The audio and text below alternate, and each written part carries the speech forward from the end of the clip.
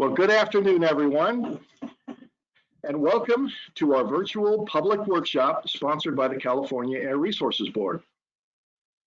Today's meeting is part of our Advanced Clean Fleets regulatory efforts of achieving a zero-emission truck and bus California fleet by 2045 everywhere feasible, and significantly earlier for certain market segments such as last mile delivery and drayage applications. This regulation is focused on developing strategies to ensure that the cleanest vehicles are deployed by government, business, and other entities in California to meet their transportation needs. My name is Craig During, and I am managing the efforts for the Advanced Clean Fleets regulation. I am joined by several colleagues this afternoon, including Tony Brazil, Branch Chief in our Mobile Source Control Division, and our presenters today, who are Paul Arnasia, Brandon Rose, Jessica Johnston, and Olivia Lane. The purpose of this workshop is to provide an overview of the regulation's scope, solicit stakeholder feedback on the proposed strategy, and encourage a discussion on alternative concepts. Materials for this workshop are available on our Advanced Clean Fleets website by clicking on the Meetings and Events link. And we've also added a link to the presentation in the chat feature. But this includes access to today's agenda, staff presentation, and a preliminary inventory analysis. Today's workshop is scheduled to conclude by 4:30 p.m. and is a repeat of a previous workshop that was held on the evening of March 2nd.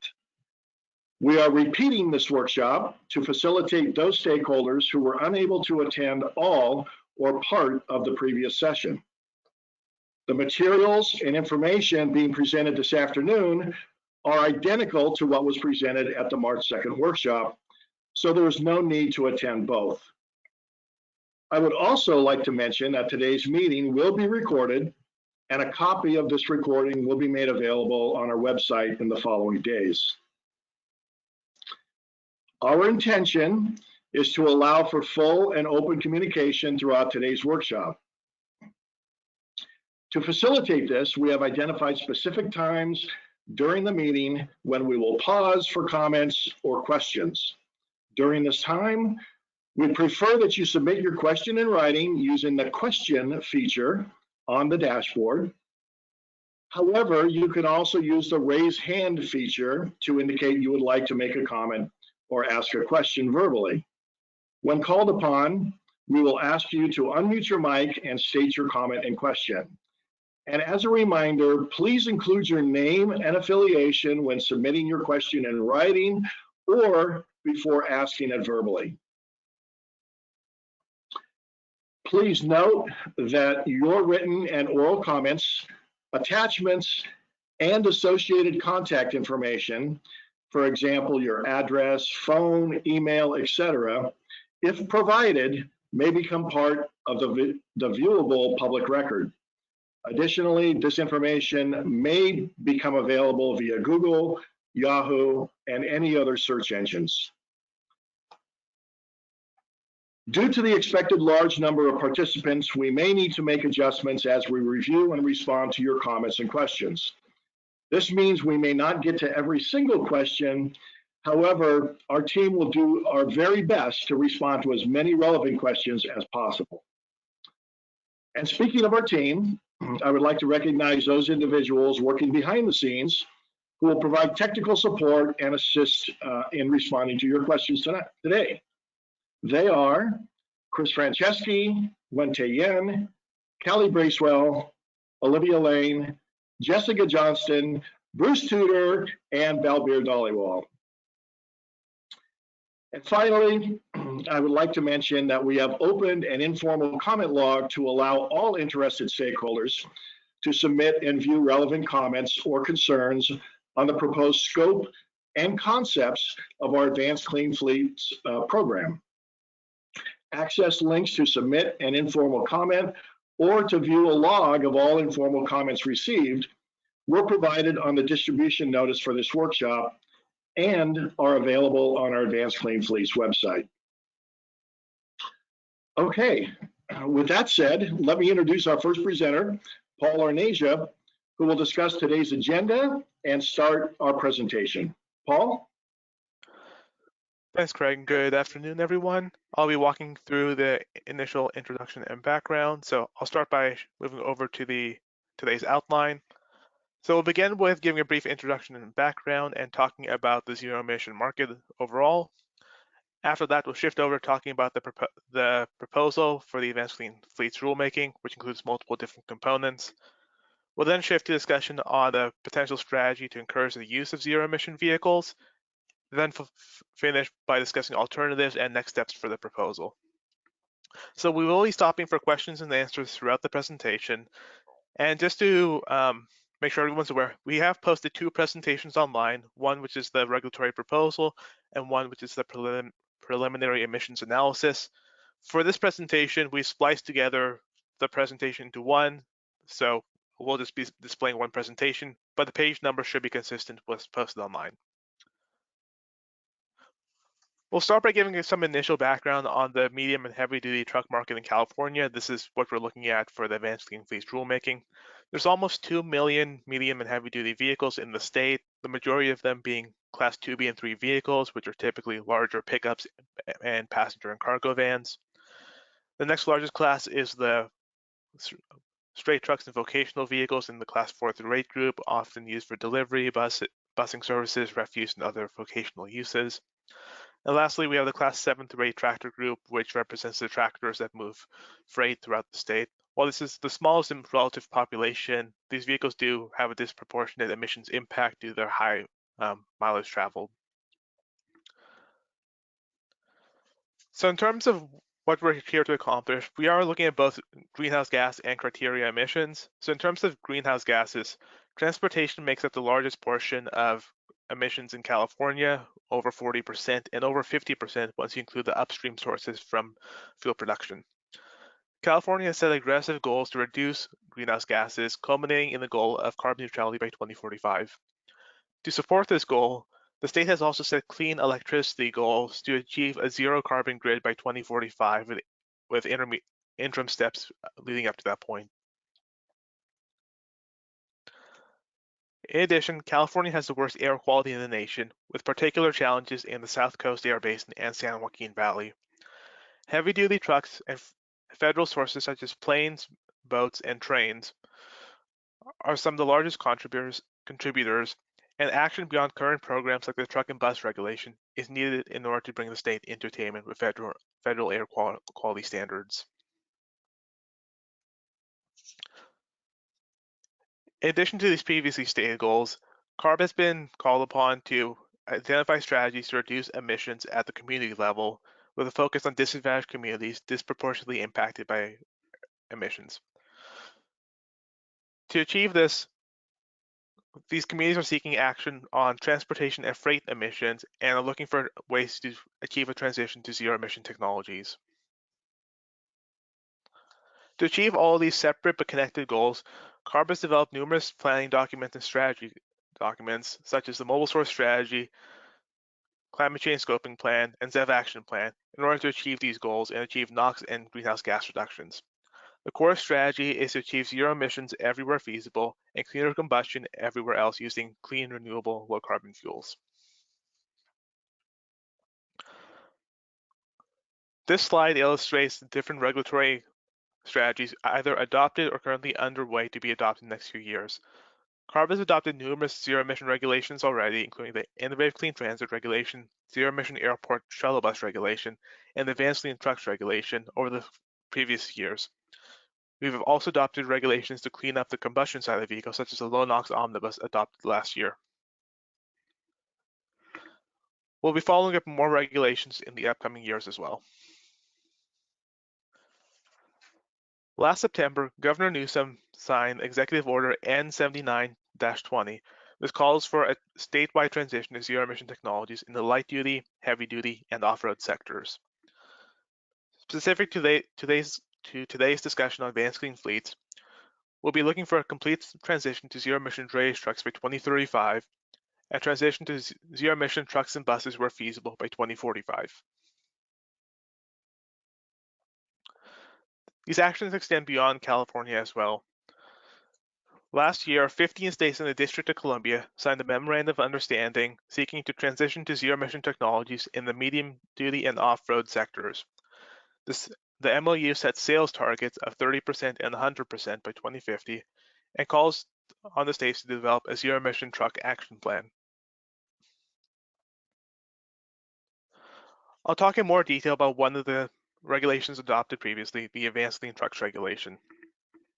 The board heard and approved this rule last June, and this has two main components. First, a manufacturer sales requirement to sell vehicles as an increasing portion of annual sales, and the reporting requirement for large businesses and government agencies in California that requires a one-time reporting due in April 2021. The regulation is currently under review with the Office of Administrative Law, and we are anticipating a final decision shortly. The Advanced Clean Trucks requirement, the Advanced Clean Trucks regulation places a requirement on manufacturers selling vehicles into California to sell an increasing portion of their sales as zero emission, broken down to three categories. These sales percentages reach between 40 and 75% by 2035, afterwards where the percentages remain constant. The regulation contains multiple flexibility provisions for manufacturers, such as shifting sales, allowing early credits, but ensures that we will see an increasing portion of zero-emission vehicles deployed into the state over the upcoming years. To illustrate what we anticipate the regulation to achieve, this figure shows the number of zero-emission trucks expected per year. By 2027, we anticipate 30,000 zero-emission trucks in California. By 2030, 100,000 zero-emission trucks, and by 2035, 300,000.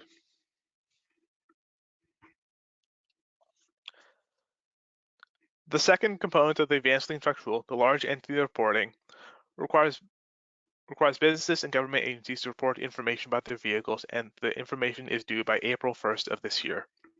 This applies to any business making more than $50 million in revenue, government agencies who own one vehicle in California, and any fleet or broker who owns or dispatches 50 or more vehicles in the state.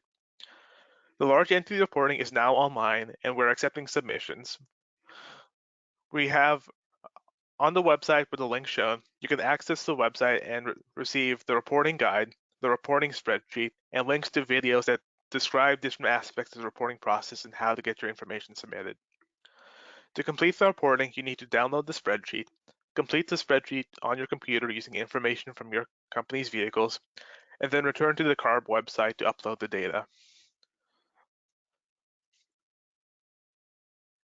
Lastly, on Advanced Clean Trucks, the board had passed a resolution directing staff with numerous goals and targets by the end of for the follow-up Advanced Clean Fleet rulemaking. First, the board directed us to return by the end of 2021 with a zero-emission fleet rule. Second, the board set numerous targets to transition the state's fleet to zero emission by 2045 with earlier targets for certain sectors, including Dredge, public fleets, and last mile delivery by 2035, refuse buses and utility fleets by 2040, and then all other trucks were feasible by 2045. We'll be working with our sister agencies on specific tasks to accelerate the zero emission market, including workforce development and zero emission infrastructure. So that concludes my initial introduction and background. Now I'll pass it over to Brandon Rose, who'll give an overview on the zero emission truck market. All right, thanks, Paul. I'm going to give an overview on the zero emission vehicle market. We can jump to the next slide. Right, so the zero emission vehicle market continues to rapidly evolve. There's a wide variety of zero emission trucks and buses available today, and that availability is expected to grow. Innovative startup manufacturers have led the way, with major manufacturers also entering the market. Major part suppliers continue to introduce commercial components, and we have seen a wave of various IPOs, mergers, and acquisitions in the industry. We expect improvements in zero emission vehicles to continue with technological advancements in classes, body types, ranges, weight, and integration into everyday operations. We've continued to see incremental cost reductions, such as in batteries and other components, and the state continues to look to build manufacturing scale, such as through the Project 800 effort. We also continue to focus on infrastructure costs, barriers, and permitting, and CARP has an ongoing effort to add minimum charger requirements for new buildings with docks into the building code. We expect to have a seminar in the next couple of months to further focus on the infrastructure topic. Next slide. For straight trucks, we'll see a growing number of vehicles becoming available in the market, with about 93 in 2020 and growing to 109 in 2023. We have a representative examples of companies in the market with their logos on the right here. This is just a partial list, and you continue to see new and more companies entering this market. Next slide. Okay. For zero-emission heavy-duty tractors, we continue to see many pilots and demonstrations with growing commercial availability over the next few years. There are a couple of products available today from both BYD and Lion, and we expect this to grow to about 10 vehicles over the next few years. I'll also mention as we get into the proposal later, you'll see that we focus on tractors, heavy-duty tractors in the latter years of the proposal. Next slide. Right. A little bit on SB 350 and transportation electrification.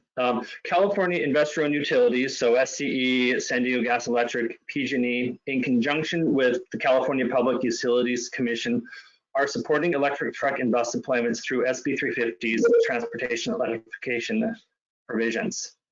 Just under $700 million is approved through 2023 for infrastructure, which will support over 18,000 trucks, buses, and off-road pieces of equipment. Each utilities program is designed to support electrical service upgrades on a customer's property, such as to the meter and behind the meter. The programs also include enhanced rebates for chargers in defined disadvantaged communities. Also, over the past year, there are several new electricity rates to encourage electrification of electric vehicles, like subscription-based services, and also to reduce demand charges. Also, many publicly owned utilities like DWP or SMUD, as well as many around the state, and CCAs, I should include, offer programs as well. For the latest information and what applies to you, you should definitely check your utilities website for the latest. Also, the Department of Energy on their Advanced Fuels Data Center has a great statewide resource with 1 to 200 links if you are doing statewide policy work. So it's a great resource. Next slide. All right. CARB is continuing to actively coordinate with our sister agencies, including the CEC and the CPUC. The Energy Commission continues to study statewide charging infrastructure needs under the AB 2127 requirements. The work continues on light duty, heavy duty, and off-road needs using spatial modeling as well as energy demands. They put up their initial reports in August and put out the final report in earlier this year in January. The CPUC is developing the Transportation Electrification Framework, which is essentially a long-term planning document to support SB 350 and other long-term electrification goals.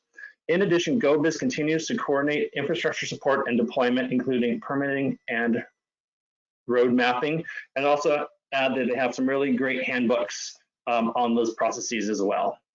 All right, next slide. Okay.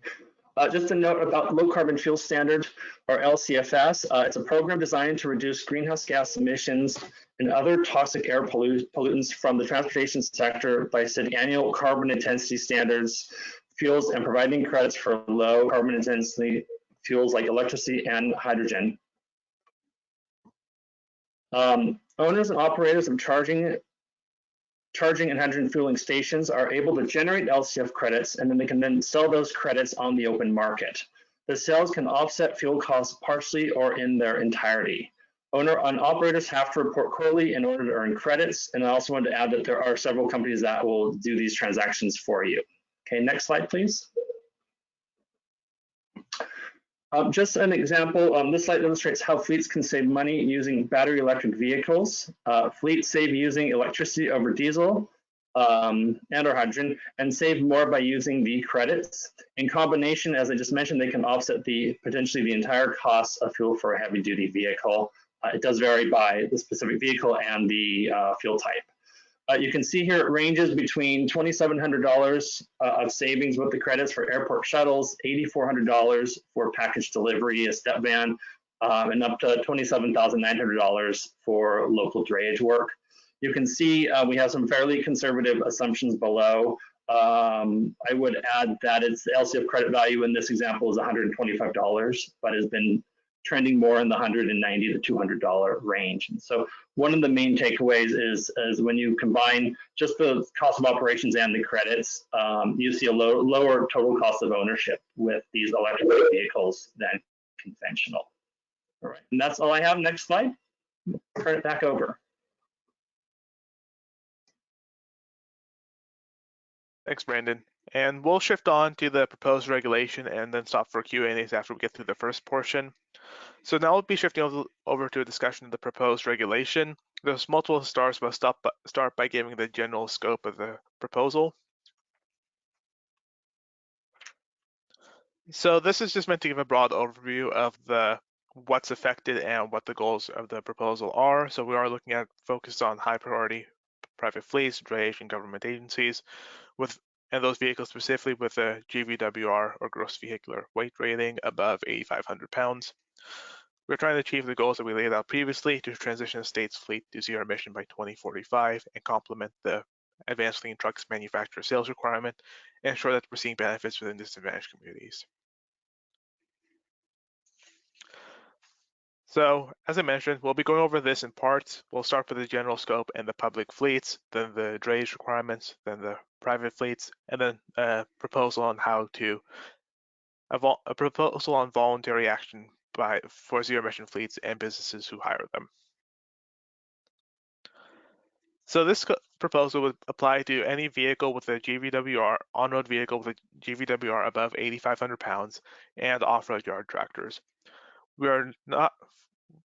We would not be including any vehicles subject to Innovative Clean Transit regulation, military tactical vehicles, emergency vehicles as defined in the vehicle code, motorhomes, and school buses. One thing we would like to note is that some vehicles would be affected by the zero emission airport shuttle bus regulation that was passed last year, who may also be affected here. We believe that it may not be appropriate to exclude them from this regulation, as a fleet who has zero emission airport shuttle buses may want to use them for compliance in this regulation. That's something we are interested in hearing further discussion on. So I'll begin with the public fleet requirements. This would apply to cities, counties, special districts, state agencies, and public utilities. So in essence, this would capture any public agency who registers with exempt plates from DMV. We're not including federal agencies in this requirement. They would fall underneath the private fleet component. So how this is structured is that this would be a purchase requirement where new additions to the fleet would need to be zero emission in a phased up approach. Starting with the 2024 to 2026 model years, half of new additions would need to be zero emission vehicles. Starting in 2027, all new additions to the fleet would need to be zero emission vehicles. We would have a 3-year exemption for designated counties. We'll talk more about that on the next slide, and this would apply until 2027. Lastly, for the public fleet component, plug-in hybrids or near zero emission vehicles would be treated the same as zero emission vehicles until 2035.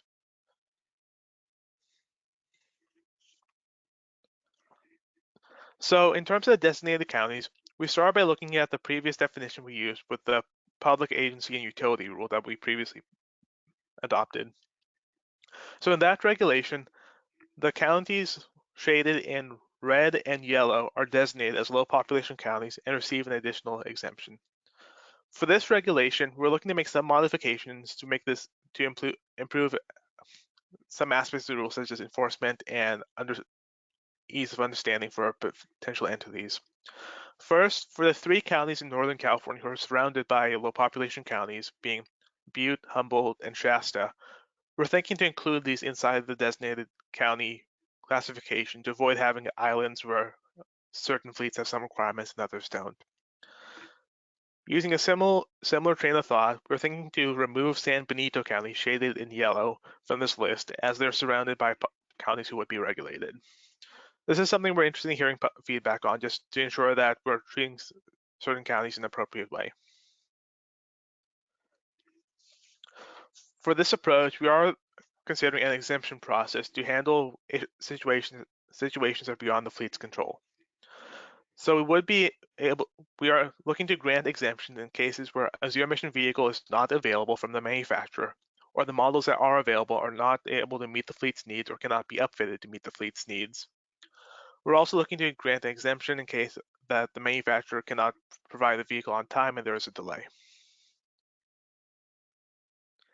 In terms of reporting, this concept would require annual reporting, and we're looking to have the information on May 1st to avoid conflicts with other January timelines.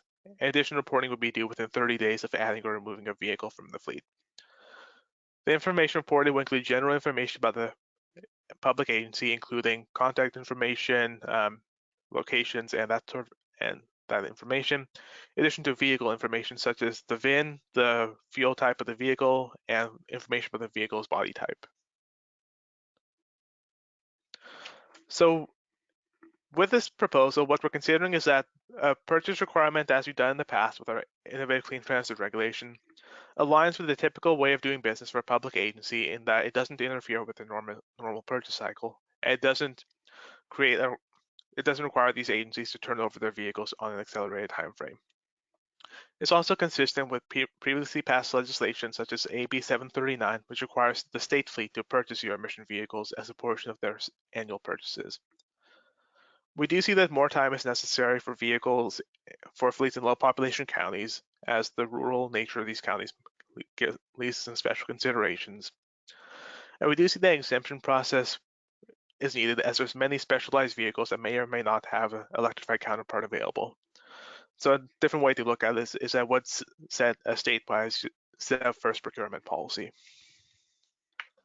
So this wraps up our slides on the public fleet requirement. We can now open it up for Q&A. So if you have any questions, please type them in chat or use the raise hands feature, and we'll call on people who have their hands raised.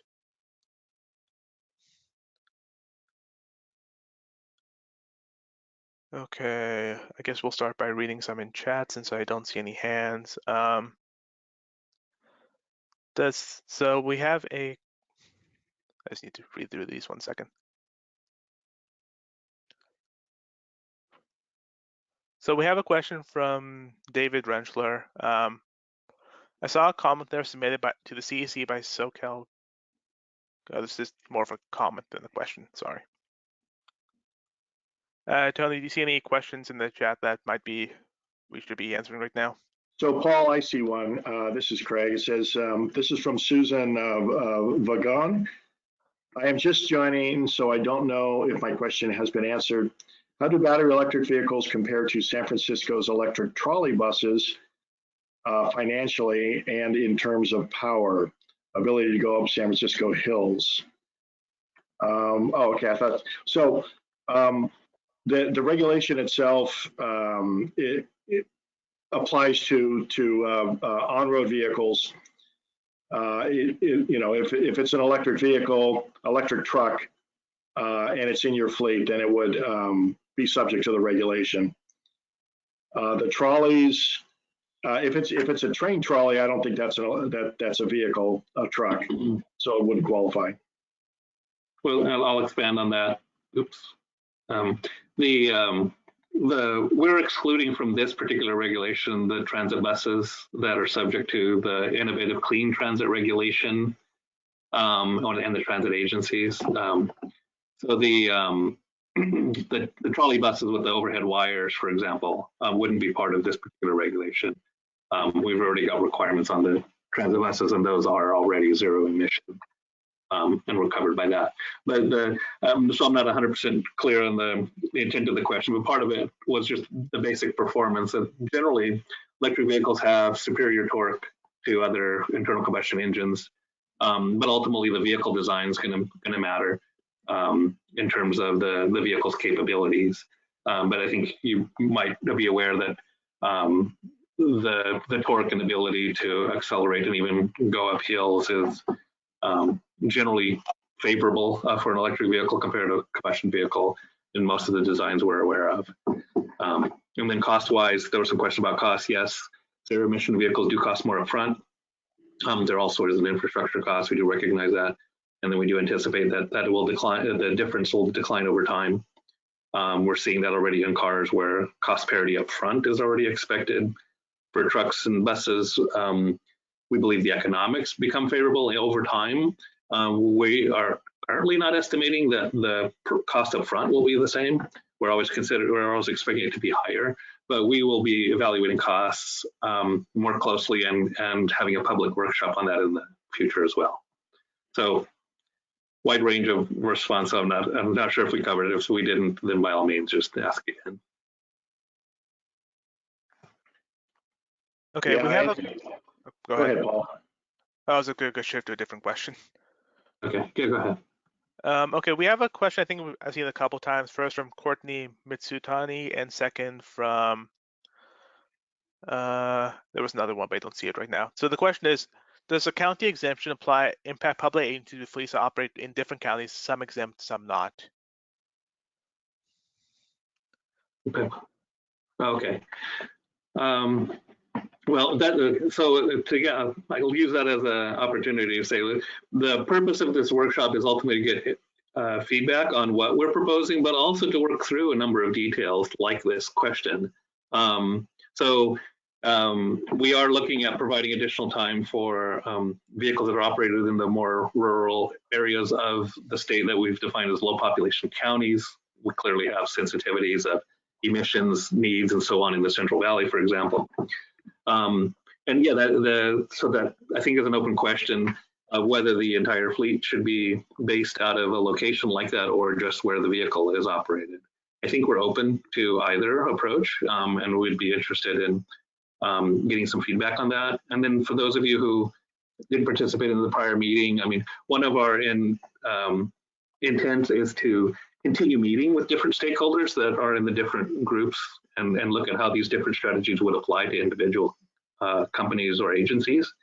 So we'll continue those dialogues and look to define that more clearly. So we'll be happy to take suggestions or recommendations that you might have. I'm going to go ahead and pick a school bus one because that's a public fleet area. So as we indicated, we're not targeting school buses and school bus fleets for electrification. There's currently quite a bit of incentive funding to get that to happen. There are some vehicle questions here about the white fleet. We haven't come down on a particular recommendation at this point on whether or how the white fleet vehicles should be addressed. So for now, I'll just say I'll take the default that we assume that they're included, like other types of trucks owned by other public agencies. But again, that's a detail that we'll also need to work through.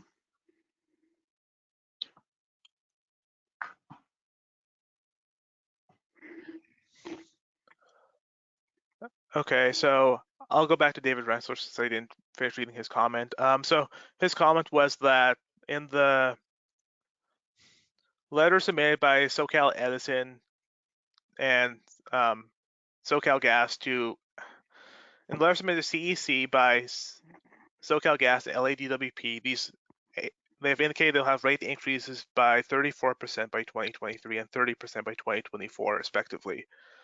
Are we going to be considering these increases in electricity as a fuel when we're moving forward with future requirements? So we'll be using the electricity and fuel cost projections from the CEC, and we may need to reflect this as we generally start by using our electricity cost calculator to figure out what the electricity cost would be in a particular scenario, and using the CEC to model how these will increase in the future, so we can ensure that our projections are lining up with the CEC projections, or that if the CEC doesn't have it modeled, we can try to do it separately. We do generally try to use the CEC projections in the first place. Yeah, and again, we'll have a meeting specifically on costs and cost assumptions to go over the cost-related items in more detail.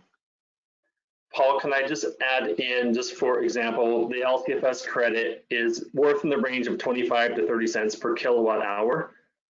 So even if you continue to see cost escalations in utility rates, it still will offset a really significant component of that.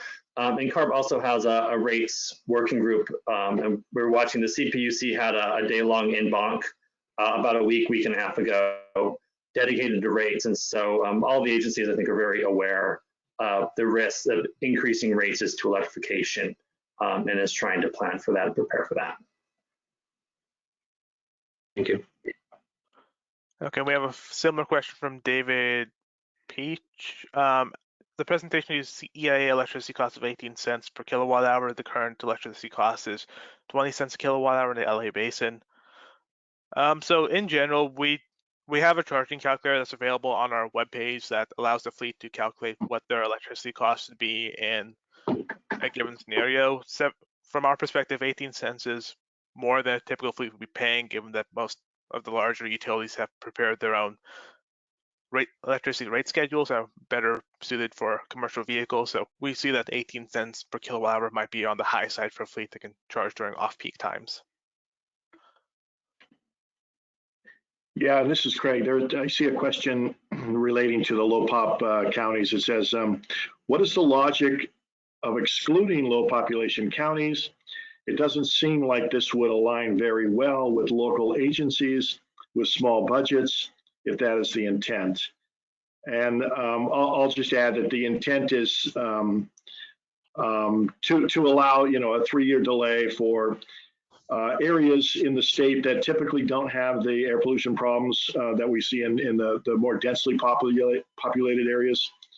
And we expect in those designated counties the truck traffic to be, not as prevalent as the truck traffic you would see in more urban areas.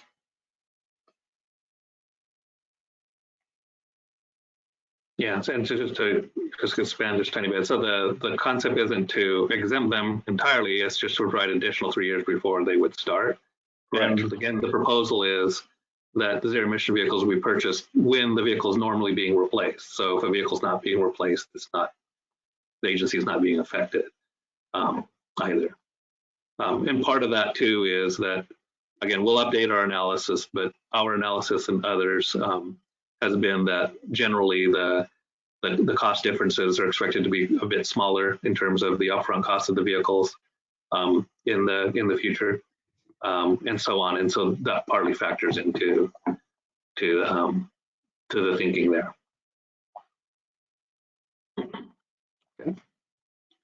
Okay, I guess we can take some hands raised right now. We have a lot of questions in chat, a lot of hands raised. So we'll try to get to as many people. I don't think that'll be possible, so we'll take as many as we can. So first you have Will Barrett. Will, I've unmuted your mic if you give your name and affiliation.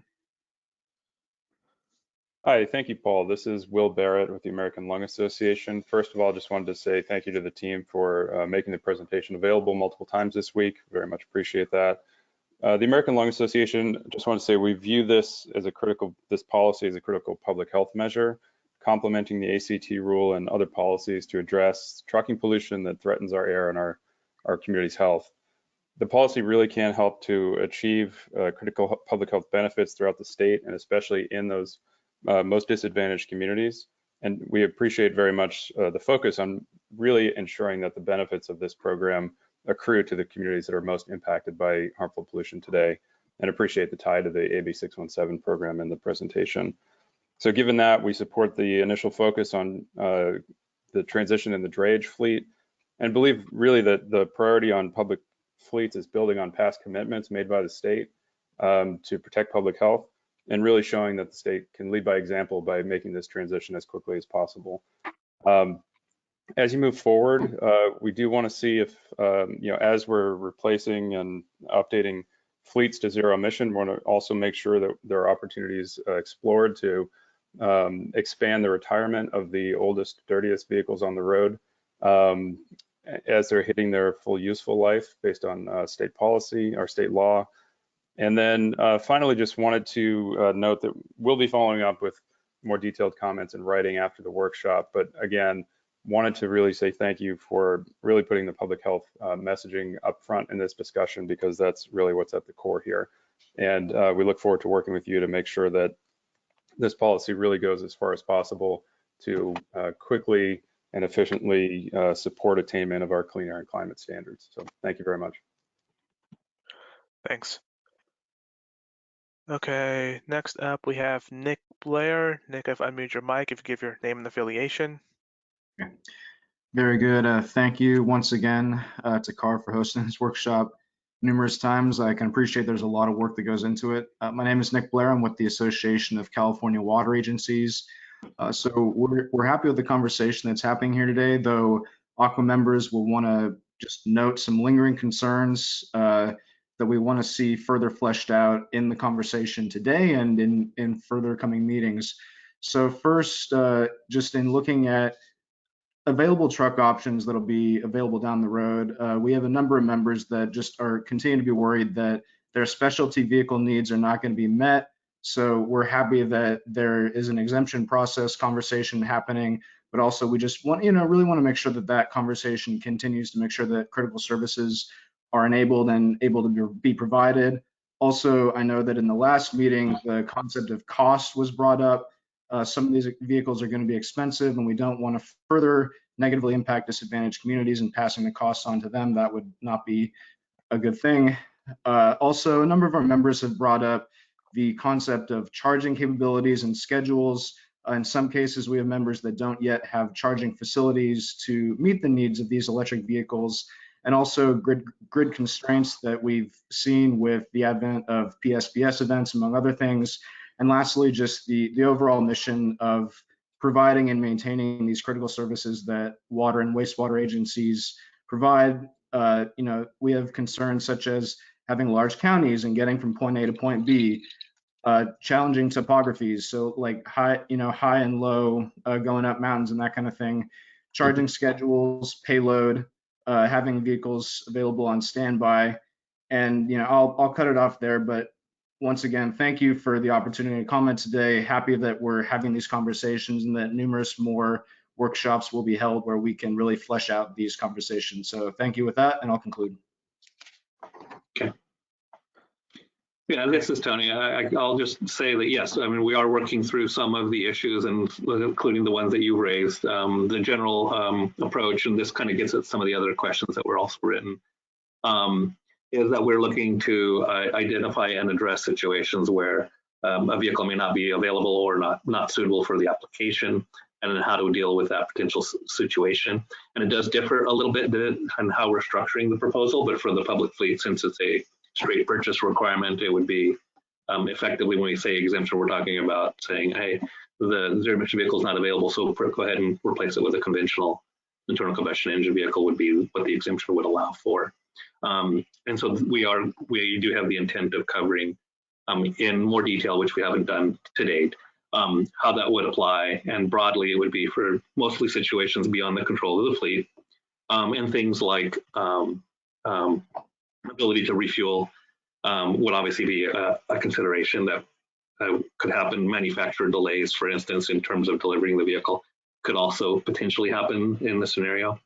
And then I'd like to use this opportunity to say that that's partly also the timing is a big question here. So when we're talking about what the situation is today versus what it is in the 2030 or 2040 timeframe, we expect that to change over time.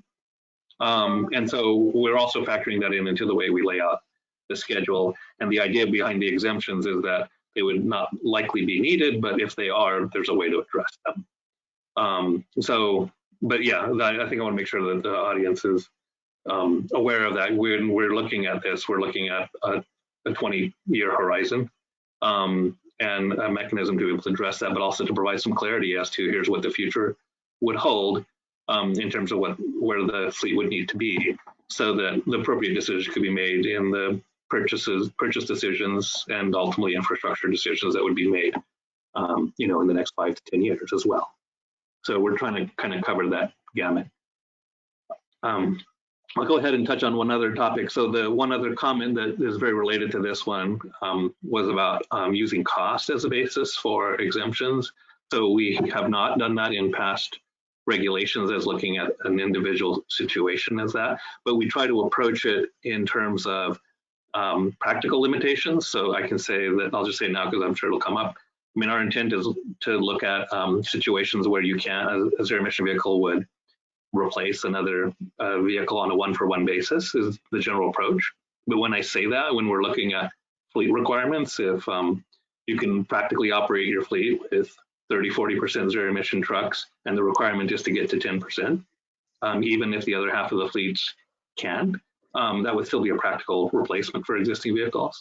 And again, this would evolve over time, and we're going to factor that into the way we approach the proposal as well. So there are some practical ways we can avoid situations that might have an excessive cost scenario, but that can be addressed more directly than a pure financial decision. Yeah, Tony, this is Craig. This is along that same thought. Question from Ed Hardiman is, how will government fleets be able to rapid charge for emergency response if they don't fall under the emergency vehicle definition? That is, response to clear roads in storms or earthquakes. And yeah, as Tony mentioned, we do expect the technology to improve over time. Rapid charging, fast charging, I'm sure is going to be a part of the future.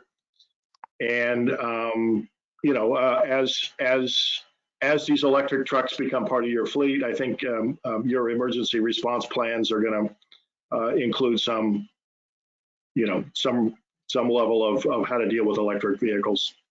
And I'll just expand on that is, yes, we are looking at the late, you know, the 2030 timeframe and beyond to have a zero emission fuel infrastructure, whether it's hydrogen or fast charging, that would be available. Again, we'll write in language, I think, in terms of the proposal, that if that does not play out and there isn't a practical solution, that we have a way to address it. But again, our expectation is that over time, that would be part of the future. Because we are also targeting the semis and the tractor fleets, including those that are going in and out of state long term. Okay, so we'll take a few more public fleet related comments. So, okay, so we'll do a couple more hands raised.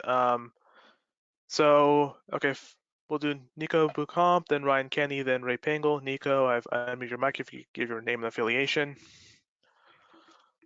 Yeah, can you hear me? Yep. Nico Baukom with the California Fuel Cell Partnership. Thank you for allowing me to ask more questions after Tuesday night session. I noticed that on the slide you're on right now and the 2 slides ahead of that, and I think Tony already expanded a little bit on that, but it looks like, and looking forward a little bit, knowing what's in the rest of the presentation, because thank you for posting actually the presentation in advance, and I think a lot of people find that of benefit, is that there appears to be only an exemption for public fleets, and that is not well defined, and I think Tony also added a little bit of timeline to it, which is helpful, but I think for considerations on moving forward, it would be great if some suggestion of sunsetting this exemption would be included as well, because as it's currently is presented, it's very open, and it appears that public fleets do get an exemption while others do not, and I think that'd be challenging, because some of these suggested or concepts, I think I should see them that way, they're concepts of where this is going, is that they're very loose suggestions at this point, but that may be because we're early in the process, but maybe that you can expand a little bit more on that. What you're thinking is on sunsetting this so it aligns with private fleets, because they may be in a similar situation as some of these public fleets, even more so when it comes to cost, as was mentioned earlier. Thank you. Okay. Sure. Well, so I guess I'll start first. So yes, we haven't flushed out details on exemptions and exemption process at this time, in part because we want to make sure that we have the core of the proposal well understood and ultimately kind of settled that is the best approach. We are looking at a form of an exemption process in the other part too, and I think we'll get to that, but not at any great level of detail. Same basic concept, but just because the structure of the proposal is different, the need for the exemptions would be different. In terms of the comment about sunsetting them, I mean, I guess maybe I'll say we should probably defer that conversation to when we flesh out a little in more detail what the exemptions would look like. Because to me, the idea is that they should be indefinite, because if there literally isn't a vehicle that's comparable to what you would need, and you can't practically meet your own needs and the service needs you have with a zero emission vehicle, then it's not a practical replacement, it's not feasible. And that would be true now, and that would be true in 2050. Now, do I expect that to be the situation in 2040 and 50? I don't, but again, none of us have a crystal ball, right? So we would I think structure them in a way that they would only be used when needed and where there isn't another practical solution. So, but ultimately the details do matter. And I think as we go, I think essentially the next workshop, we would look to define that in more detail. And then we can have that discussion does it look like an open-ended loophole, if you will, or is it something that makes sense to apply for as long as it's needed? So, I think we'll I guess defer more detail there, but I think that's a continuing dialogue that we need to have. Okay, thank you. Okay, next is Ryan Kenny, then Ray Pingle, then Jason Bray. So, Ryan, I've unmuted your mic. You give your name and affiliation. Yes, hi, Paul, Craig, and Tony. Good afternoon. This is Ryan Kenny with Clean Energy. And I just wanted to point out and go back to slide 19, where it has the ZEV tractor commercial availability chart. And I was wondering if staff is looking to provide additional information on the details of the ZEV tractor, Class 8 tractor rollouts.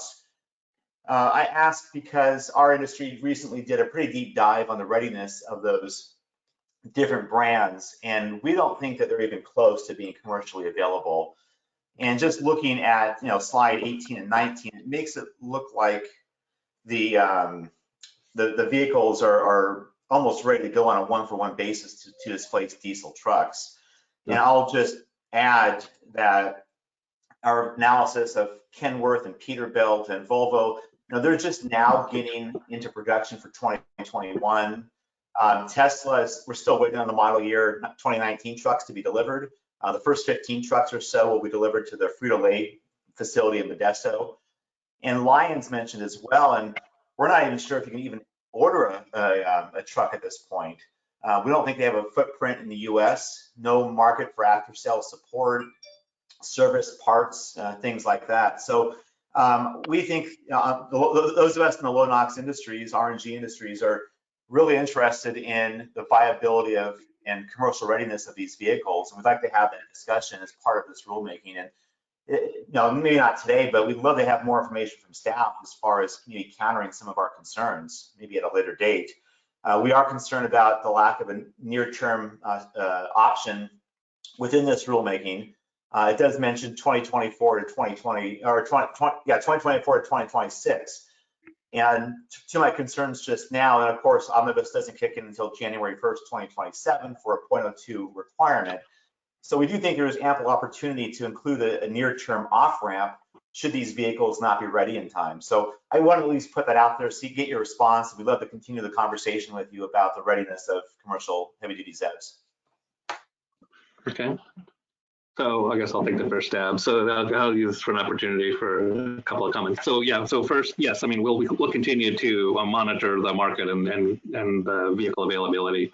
And in fact, at the last workshop that we did the other night, it does seem that there's some appetite to actually have a discussion focused just on the vehicles themselves and vehicle suitability, including with the manufacturers themselves.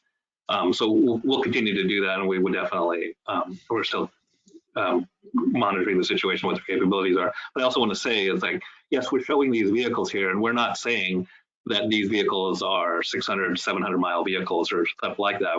We're saying that they're available, that are commercially available, and that there are applications where they are more than suitable to be a one-for-one replacement. And there's a lot of, and given that there's applications that they're not. And that's true in every category at this point. And so when we are looking at the rule strategy and the long-term transition, we're factoring that into the way we've structured the concept, including the timing. And so I guess when we get through all of that, then I think we can look at what those look like. But our basic expectation is, like when we did some of the other regulations, it's if a portion of your fleet can practically be replaced with existing zero emission vehicles today and operate on a one-for-one basis, then that is more than an acceptable use and replacement.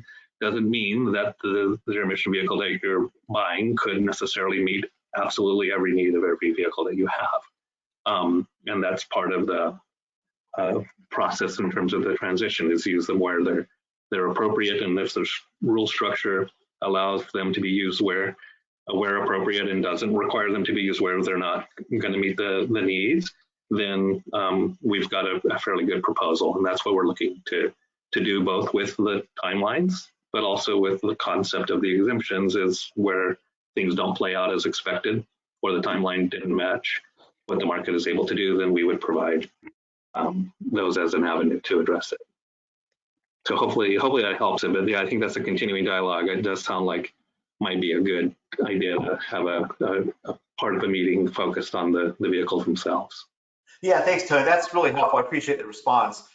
Just building upon your last point about the concepts of exemptions that where vehicles may not be ready.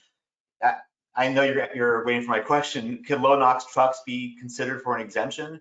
Obviously, the executive order has the qualifier where feasible. Could that be a place in this regulation to have an off-ramp in case the zero-emission heavy-duty trucks are not available at the right time? Yeah, I mean, as of what we discussed so far is you could buy a conventional vehicle. And so the omnibus regulation, if I'm correct, starts in 2024. It doesn't get to 0.02 in 2024, but it does begin there, so that all combustion engines are going to have to meet that standard, regardless of the fuel type. Right.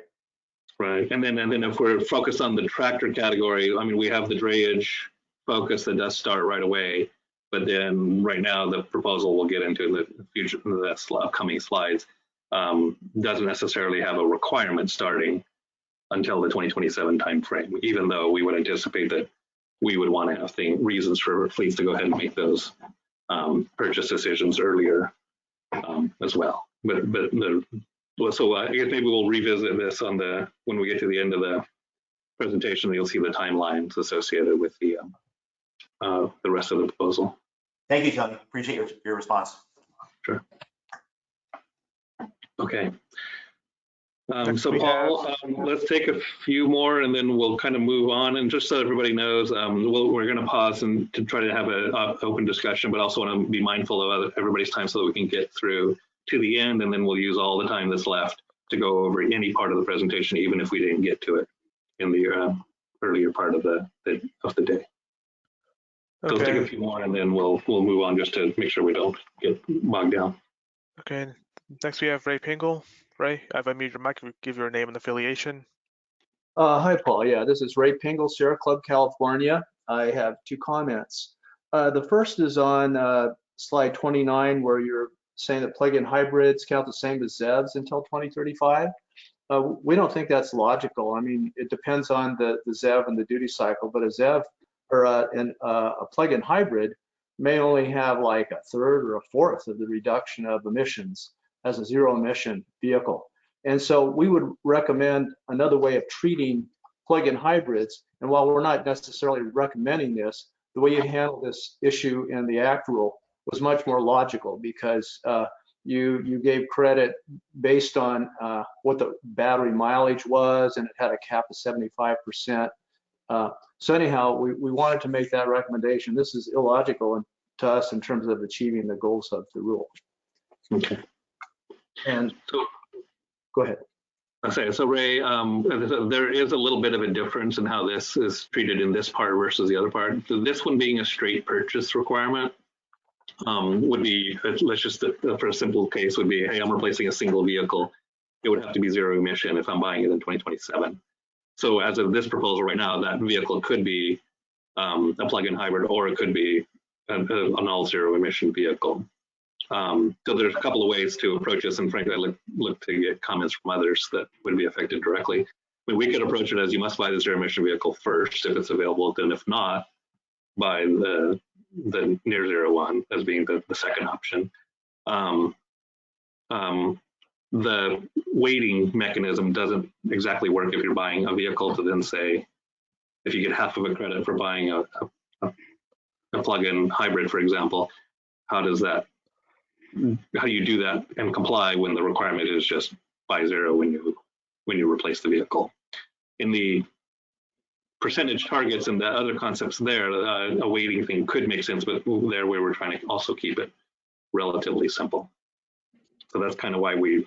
Okay, well, we'll look forward to seeing your detailed recommendation on that. And then, okay, but I appreciate the comment. And then, of course, by all means, others can comment that you like Ray's idea or you don't, because we're interested in getting into those details in the near future. I think overall, in a fleet rule, plug-in hybrid can't count the same as that. But anyway, my second comment has to do with the fleet exemptions, and this comment will actually apply to all three of the categories of uses that you're going to discuss today. And that is, you've got some specific examples of exemptions for vehicle non-availability, but it seems to me that in the first broad category, apply to situations beyond fleet control, a very frequent potential one could be failure to install EVSE in a timely manner. That could be one. And I think it's going to be very important on that one in particular, because we all know it can take some longer term planning and some longer term to get permits and utility engineering approvals for interconnection, all those kind of things, that it's going to be incumbent on the truck owners that they need to plan sufficiently far in advance. And so that failure to plan, failure to project manage through the various steps that results in a delay, that's not the fault of the EVSE, that's the fault of the truck owner that didn't plan. So there definitely could be some circumstances come up where it's beyond the reasonable control of the truck owner, and that's fine, but there needs to be some language to prevent that from being abused, basically. And that's a good point. It's a good point, and we would be cognizant of that. And again, so it looks like that topic for the next meeting will be an important one to work through some of those details. Great, thank you. Thank you. Okay, next we have Jason Bray. After that, we'll have Mika Mitrosky, and then move on to the next portion. So Jason, let me, 1 second, let me find your name on here. I don't see you on here anymore. I'm not seeing it. Yeah, it wasn't in your hands raised. Don't see you in the list of people either. Okay, we can follow up during the next portion. I don't see your name on the list or the list of people who don't have their hand raised. That was the next person. Okay, next is Mika Mitrosky. Mika, I've unmuted your mic. Give your name and affiliation. Hi, everybody. Can you hear me? Yep. Yes. Great. Hi. Thank you so much for putting on this workshop today. Mika Mitrosky speaking on behalf of IBEW Local 569, the Electrical Workers Union, representing San Diego and Imperial counties, and I'd like to share a public comment. IBEW Local Union 569 stands united with our environmental, community, public health, labor, and environmental justice allies in calling on CARB to create and pass a strong advanced clean fleet standard that improves the health and quality of life of low-income communities and communities of color, contributes to California's economic recovery by supporting high-quality clean transportation jobs, addresses the chronic exploitation of truck drivers by fleet owners, helps California solve our harmful air quality problems, and aggressively reduces transportation sector climate pollution, the state's #1 source of greenhouse gas emissions that I know was highlighted in today's presentation. We know with vision, leadership, and bold action, we can transform our transportation sector through a well-crafted regulation that addresses environmental injustices, improves community health, and lifts up working families. And we urge CARB to put forward a strong advanced clean fleet standard that accomplishes the key outcomes we have outlined. Thank you.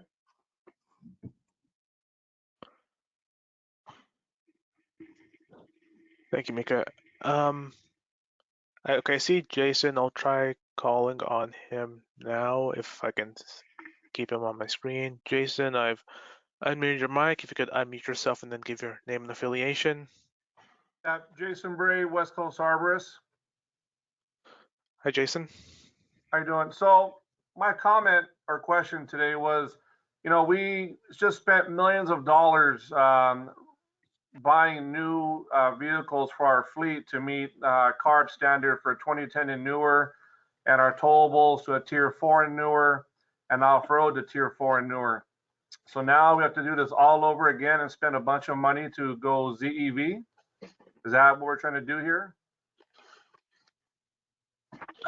This is Tony. Yes, so to an extent, yeah, but we're looking at the next 25 years, first of all, and we're generally looking pretty close to normal time of replacement. So you would be buying potentially a different vehicle than you might not normally do. We do believe that the market is heading this direction in many regards, including outside of California. We are looking to provide more certainty in terms of what that future should look like in terms of transportation. Moving towards zero emission everywhere feasible. And yes, we do recognize, and I do oversee the truck and bus regulation itself, and that it has its requirements kicking in now. And then as we get into the next part of the presentation, you'll see that we're not necessarily targeting absolutely every fleet with this particular proposal. And so ultimately it depends on where you fit into that spectrum, but these would typically be replacements at normal time of purchase for the most part. And as far as that technology not being available right now due to trucks with power takeoff units, how long could we expect to have that exemption be applied to us per se with, numerous amount of aerial devices, dump trucks, what have you, of that sort? Yeah, so because of those factors, we're providing a longer timeline in terms of the implementation dates associated with that. So we'll get into that in the next portion of the presentation. So if you still have questions, we can continue them here. And I guess I want to make sure too, is like if for any reason we do run out of time or we want to get into some details, I mean, part of our plan is to meet with individual companies and fleets. We will be getting the fleet information and the reporting information for some of the bigger ones here in the next month. And so we're going to use all of that to then also follow up and understand more closely with what the fleets are doing, how they're using their vehicles, and ultimately what the manufacturers are bringing to market, because there are a number of trucks that are vocational type that manufacturers are either already making or already demonstrating as well.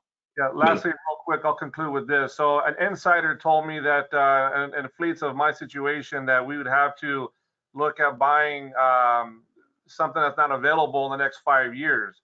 So what kind of comment do you have to that? If it's not available now and it comes available in 10 to 15 years, is that a feasible way to say that's how long our exemption could be?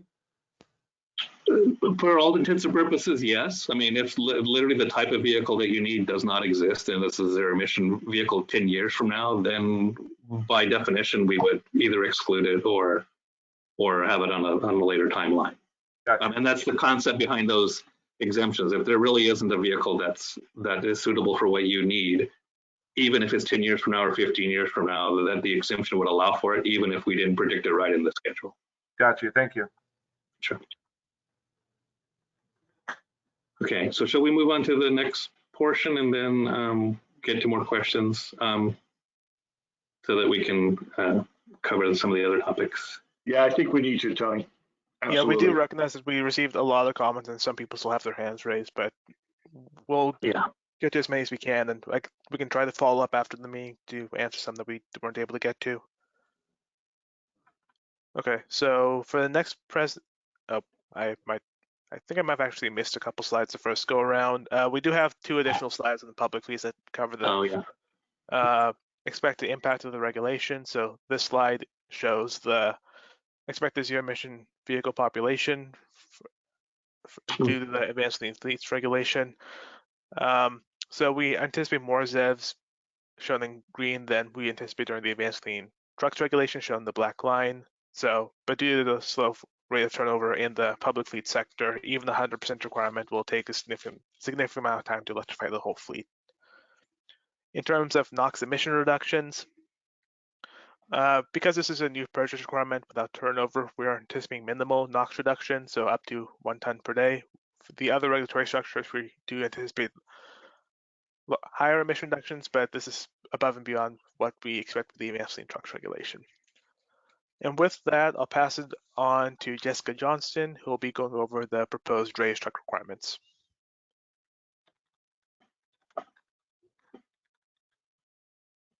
Okay, let me get organized here. So good afternoon. My name is Jessica Johnston. We appreciate you guys joining us today. I'm working on the proposed requirements for the Dredge sector of the Advanced Clean Fleets rulemaking. In this section, we will cover a general overview of the proposed Dredge requirements. I do want to note that we had a more focused work group on Dredge in December and had more specific detail, and that presentation is also available online. In today's presentation, we have added 2 additional requirements that include an annual Seaport and rail yard reporting and the addition of an establishment of a baseline fleet that we will present today. Okay, so next slide. The current Dredge regulation was adopted in 2007 and will sunset in 2022. The trucks then will be meeting a 2010 or newer model year engine standard. And so for this new zero emission Dredge truck regulatory concept, we are building off the current structure and our lessons learned from the existing Dredge truck regulation with specific considerations on minimizing the negative impacts of Dredge activities on nearby communities. We're also working to align this rule with related actions such as the zero emission Dredge truck commitments that were made by the San Pedro Bay Ports, Clean Air Action Plan, and the South Coast Air District's facility-based mobile source measures and or indirect source rules. Okay, next slide. So in general, under the new proposed Dredge requirements, we're aiming to transition the Class 7 and 8 trucks operating at California's intermodal seaports and rail yards to full zero emissions by 2035.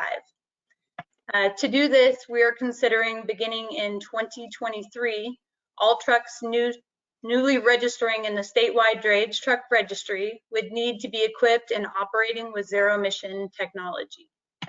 And by 2035, all Dredge trucks would be required to be equipped and operating with zero emission technology to continue these operations. Okay, next slide. So in addition to the zero emission registration requirements in 2023, we're also considering other options to force the transition of the existing or legacy Dredge fleet. The proposed requirements would require the trucks with engine models older than 13 years to report their mileage annually in the CARB Dredge truck registry. And then these trucks would be allowed to continue Dredge operations until they either reach 800,000 miles or 18 years old, whichever comes first.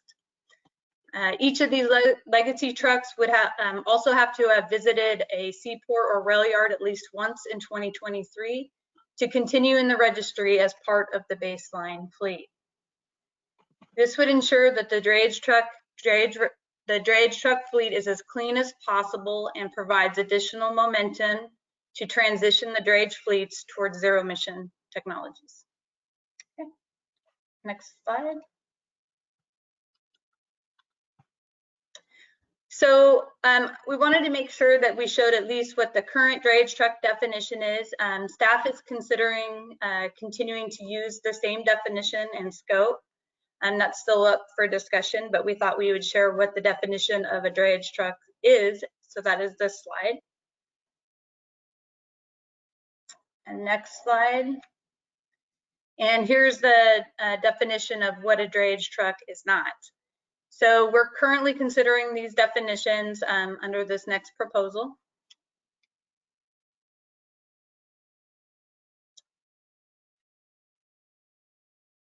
Okay.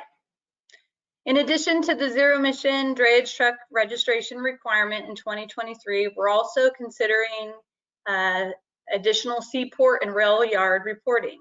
The proposed requirements would require the regulated seaports and rail yards to report truck and visit information annually. This would ensure up-to-date activity and fleet inventory information.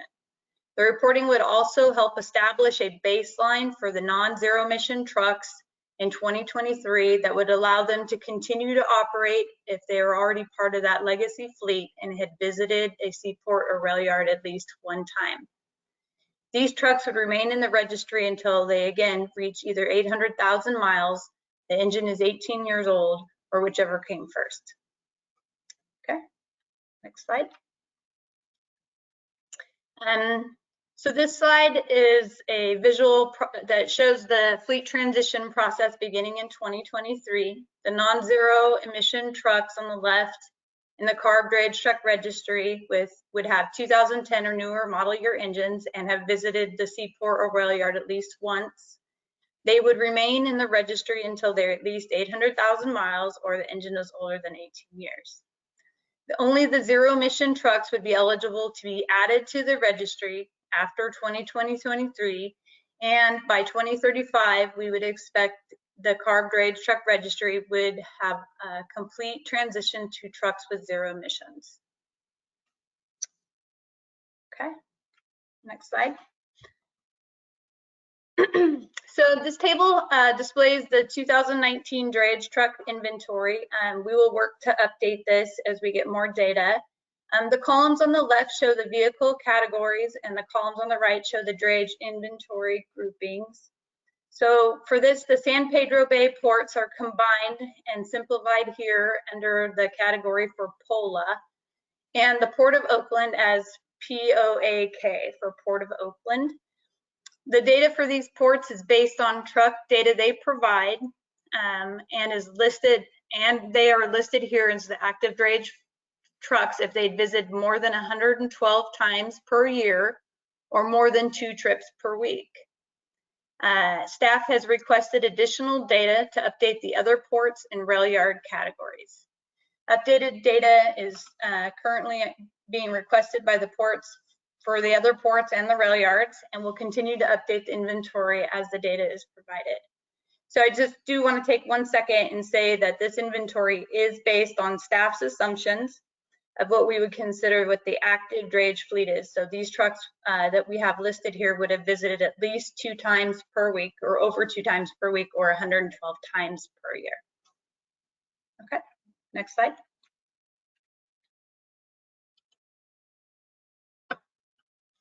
So in summary, the proposed requirements would build on the existing Dredge truck regulation and registration programs. Dredge trucks registered prior to 2023 and have visited the port or rail yard at least 1 time in that year could continue operating as usual until the odometer or age limit is exceeded as part of the legacy fleet. The requirements for zero emission trucks would start in 2023. And this goal would be met, this goal would help meet the 2035 all zero emission Dredge truck fleet. Okay, next slide. So I want to point out that these are some of our preliminary estimates of what the Dredge truck population would look like. So we're still working through some of the modeling, but here's the current estimates of where you see the zero emission vehicles with just the advanced clean trucks rulemaking, and then with the additional Dredge truck advanced clean fleet rulemaking. Okay, next slide. And then we're showing some of the emission reductions we would expect from the rulemaking. We're looking at the 2031 and then again in 2037. Part of what we are looking at here is some of the modeling work that we're doing. We saw that trucks generally reach 800,000 miles at about 15 years. So that's one of the current assumptions that we're applying in the model. Okay, and with that, I think that is our last slide. Okay, thank you. And are we going to take some questions now? Let me go back Or we can take some questions specific to the Dredge portion now. Okay, I see. If you want to take questions now or you want to wait and take questions, then it's up to you. We can do either. We can do these now. It's just that, okay, I'll start calling on people who have their hands raised. So, Let me get organized. David Pedersen, I've unmuted your mic if you could give your name and affiliation. Thanks, Paul. Dave Peterson with Las Virgenes Municipal Water District. My comment is actually on the previous section. Is it okay to go ahead now, or did you want to have me wait? Tony, your call. I guess we can do it right now. And Okay, I guess we'll be the only one. Thank you. Just appreciate the workshop. It's been really helpful. And also wanted to thank you for including the public fleet exemptions. I think those will be really valuable. Two things that I would ask that you really think about when you craft those exemptions. One is specialty vehicles.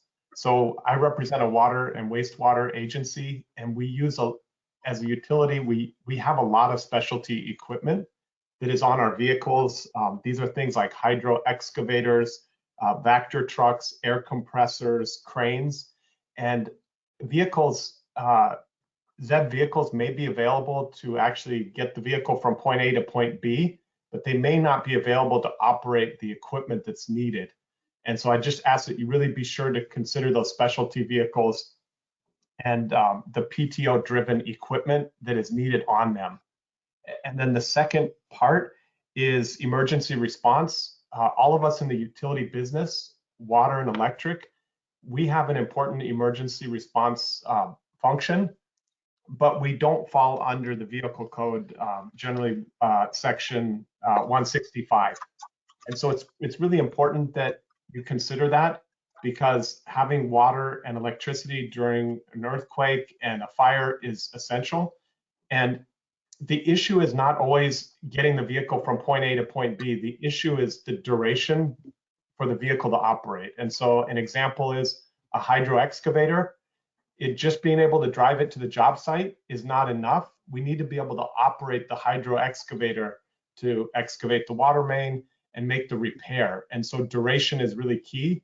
And also being able to replenish the fuel supply, whether it be electric or other on site while responding to an emergency. Thank you. Okay, thank you. Okay, next we have Reed Reinhardt, then Jamie Levin, then Kathy Huang. So Reed, I've unmuted your mic if you give your name and affiliation.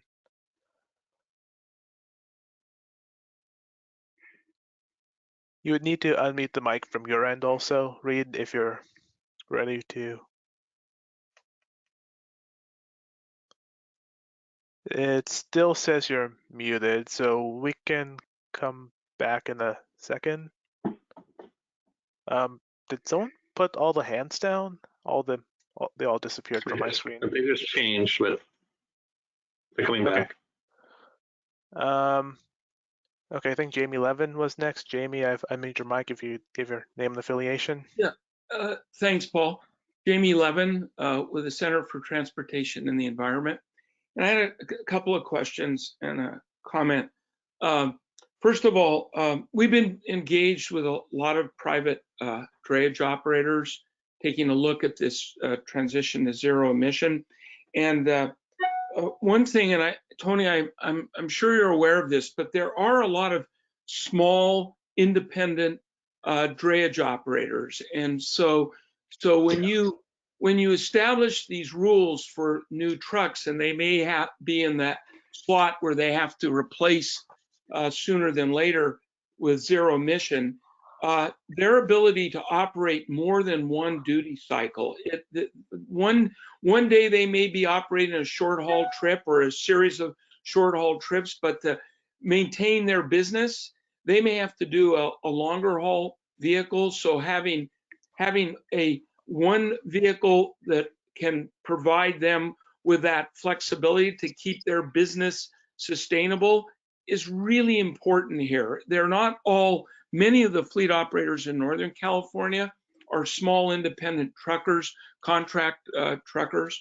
That's not number one as you look at this regulation, and the fact that it would go into effect in 2023. Secondly, what we've discovered is the impact on payload.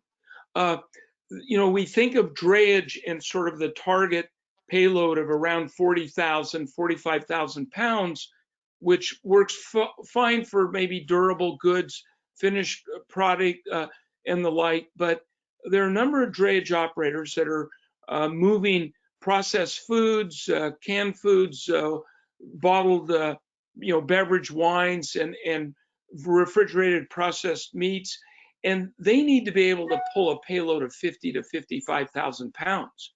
So when as you know, I do a lot of my work on the fuel cell side of this. Well, even fuel cells, which are a lot lighter than battery tractors, cannot allow them to pull the loads coming off these ships at ports.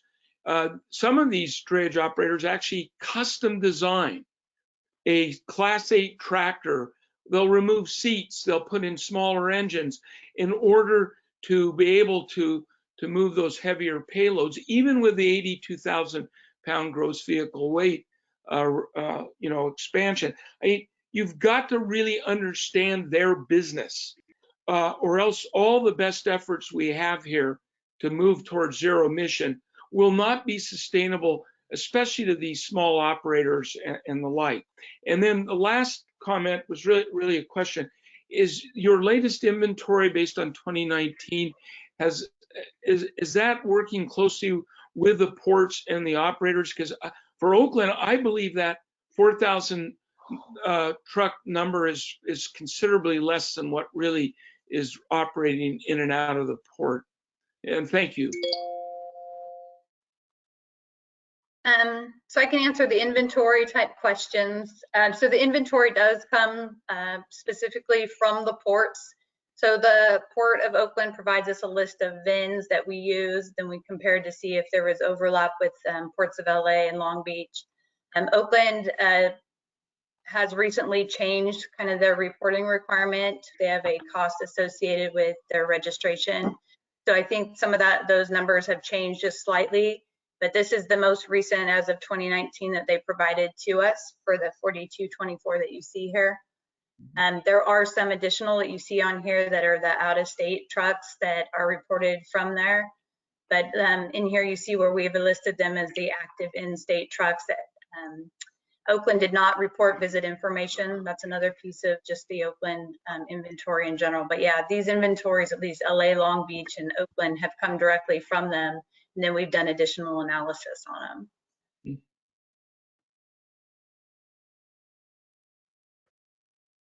And then I will respond to some of your concerns regarding kind of the diversity of the fleets. And so we recognize that they have different operations that, one day may be a short haul, the other day may be a longer visit. We do see that there is an opportunity here. We have this ramp where we start in 2023 with new registrations or trucks that are coming into the drayage fleet to be zero emissions. And then we see that the ramp provides opportunity not only for the technology to develop and the infrastructure to roll out, but it also, gives some flexibility to those owners and operators to, make their business decisions based on what that technology does. So we do see that the ramp is an opportunity there. And we also have some of the incentive programs that we're working with to provide enough of the incentives, to offset maybe some of the upfront costs for the equipment.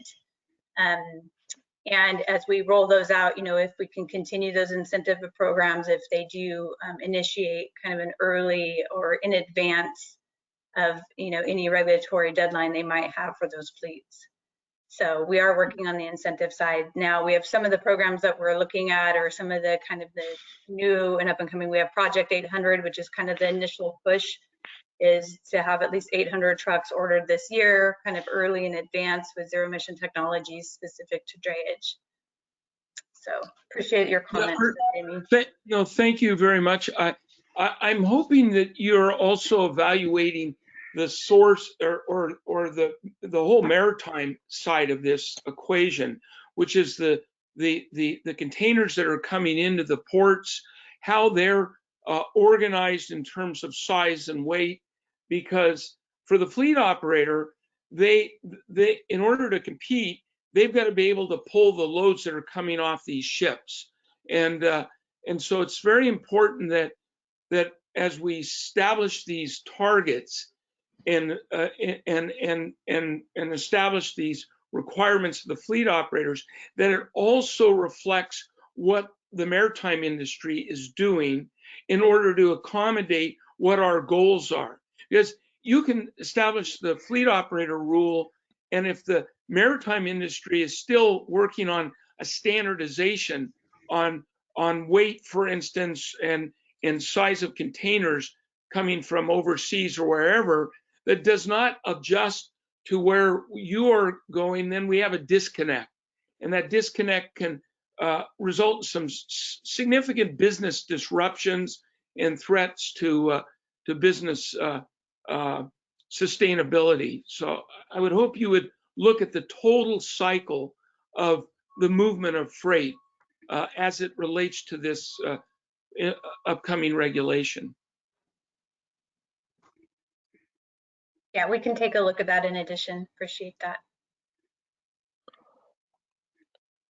Okay, thank you, Jamie. We'll try Reed Reinhardt next. So Reed, if you're there, you can unmute your mic and give your name and affiliation. Okay, next, we'll say they put their hand down. Okay, next is Patrick O'Connor, and after that, Kevin Hester. Oh wait, no. Okay, Kathy, you're back on. So I've unmuted you, then it'll be. Hi, Go can ahead you and give hear your me? name and affiliation. Yep. Great, thank you. Thank you to you all for holding this workshop today. It's extremely helpful, and appreciate your, dialogue with all of us as stakeholders. I'm with the Partnership for Working Families. My name is Kathy Huang, and I support a strong, well-crafted, advanced clean fleet standard. We hope that it will improve the health and quality of life of low-income communities of color who are suffering daily from deadly diesel pollution. And we also hope that this rule will address the chronic exploitation of truck drivers by fleet owners. Dredge truck firms operate as licensed motor carriers that often rely on misclassified independent contractors to transport cargo locally between ports, train yards, warehouses, and distribution centers. And the increased use of misclassified contract drivers results in harmful labor exploitation practices that essentially amounts to indentured servitude, placing profits over people and making it more difficult to clean up these dirty vehicles. And so we're urging you all to consider ensuring that controlling companies are held responsible for complying with the ACF, not misclassified independent contractors, and putting the compliance responsibility on the firms that actually control and direct business will prevent further exploitation of truck drivers and effectively speed ZEV adoption, and thus reducing pollution impacts in EJ communities. And so, of course, we hope that you'll continue to work together with state and local agencies to ensure all the reporting is done truthfully and with the best interests of workers and frontline communities in mind. And finally, we wanted to talk a little bit about the definition of drayage. I know you highlighted that in the staff presentation, and so we wanted to ask you to consider expanding that definition of drayage to include trucks that do serve like inland port communities such as the Inland Empire, which continues to see surges in truck activity, especially during this pandemic. And so addressing the impacts of diesel pollution from drayage trucks will prove effective if CARB prioritizes electrifying fleets along these diesel death zones that serve the supply chain further along from the port. Thank you. Thank you, Kathy. Appreciate that. Okay, thank you, Kathy. I don't see Patrick O'Connor's hand raised. So next we have Keith Hester, after that Bill McGavern. Keith, I've unmuted your mic. If you could give your name and affiliation. Hey, good afternoon. This is Keith Hester. I'm with Cagley Environmental. I have one of the owners of Cagley Environmental here with me who would like to address the panelists.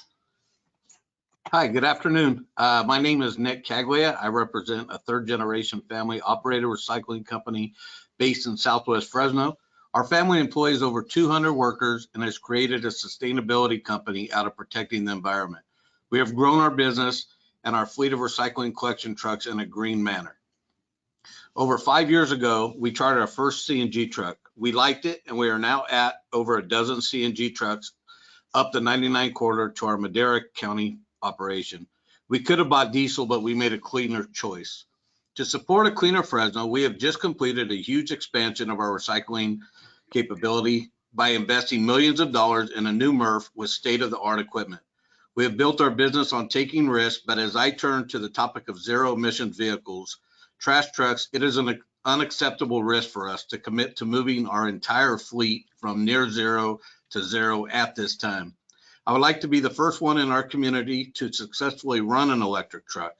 It will take a lot of time, a lot of money, and a big sacrifice for our company to simply abandon the clean fleet we are running now and move to the 100% ZEV over a 17-year window. As providers of an essential public service, the waste industry has shouldered many burdens and has already dug deep to protect the public health. The phased implementation of the SB 1383 organics management mandate means an additional 10 million to 50 billion or 10 billion to 20 billion in new costs to reduce short-lived climate pollutants. The bill mandates the procurement of renewable natural gas, and our company and the waste industry is uniquely positioned to expand the use of the carbon negative RNG. We are currently working on a deal with a large distribution company in our area to build a CNG infrastructure to add more near zero trucks for us and displace dozens of diesel tractors and bring cleaner RNG trucks to the distribution center rather than business as usual. Advanced Clean Fleets proposal from CARB is not good for our company or our industry and pulls the rug out from what we already have in progress. Let me buy the ZEVs with something to offset the 150,000 plus upcharge. Help me with infrastructure and I will try one or more. Our family are promoters of clean trucks and cleaner Fresno, but what you are proposing is way too fast and doesn't help our valley air quality much in the near term. Thank you for your time and consideration. We appreciate it.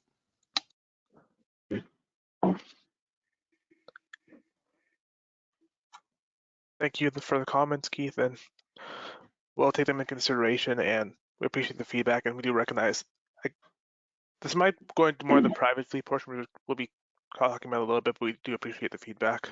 Yeah, I can just say we're aware of 1383 and we've been having discussions with a number of individual fleets, and frankly, would be interested in talking to you after this meeting. Thank you. Okay, next we have Bill McGavern. Bill, I've unmuted your mic. If you could give your name and affiliation. After that, Thomas Jelinek. Okay, so you should be unmuted, Bill. Yes, thanks very much, Paul. Bill McGavern with the Coalition for Clean Air.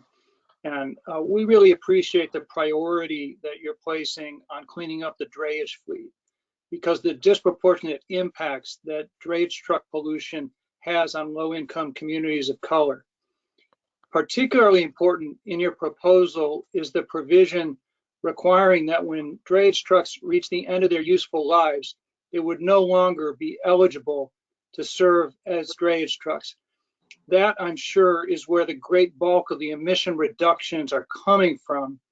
And the NOx reductions that you project are very significant and are absolutely essential, particularly in districts like the South Coast Air Quality Management District. A couple concerns that I'll raise really echo the comments that Kathy made. First of all, we want to make sure that the definition of drayage is broad enough that it does encompass those trips that are made inland. And we know that the San Joaquin Valley Air District has also got a huge problem with NOx.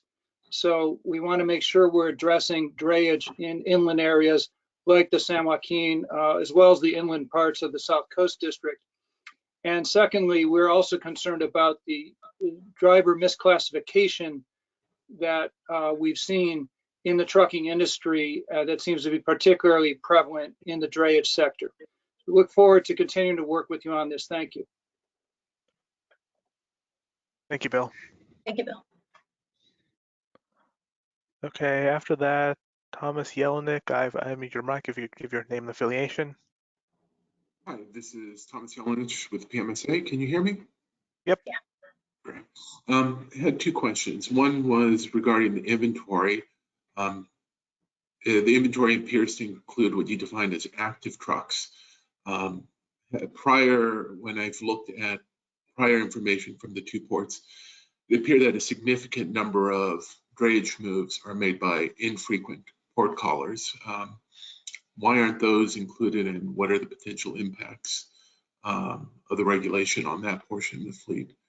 The second question I have is looking at some preliminary data from the ports.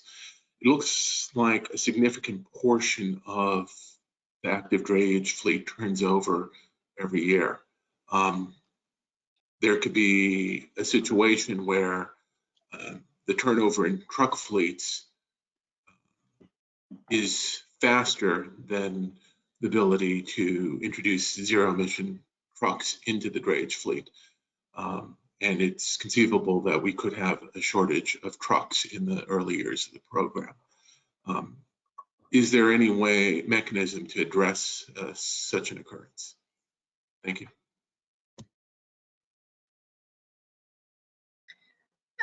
So first, let me address some of the inventory. So this is what our inventory group and staff has developed for what they're considering the active trucks. So we're not discounting that there aren't the infrequent trucks, but we also want to make sure that we're looking at, really how many trucks is this more of their dedicated use for, especially for our inventory purposes. The other trucks are usually, their emissions are associated with other activities. So this is really how the inventory categorized it.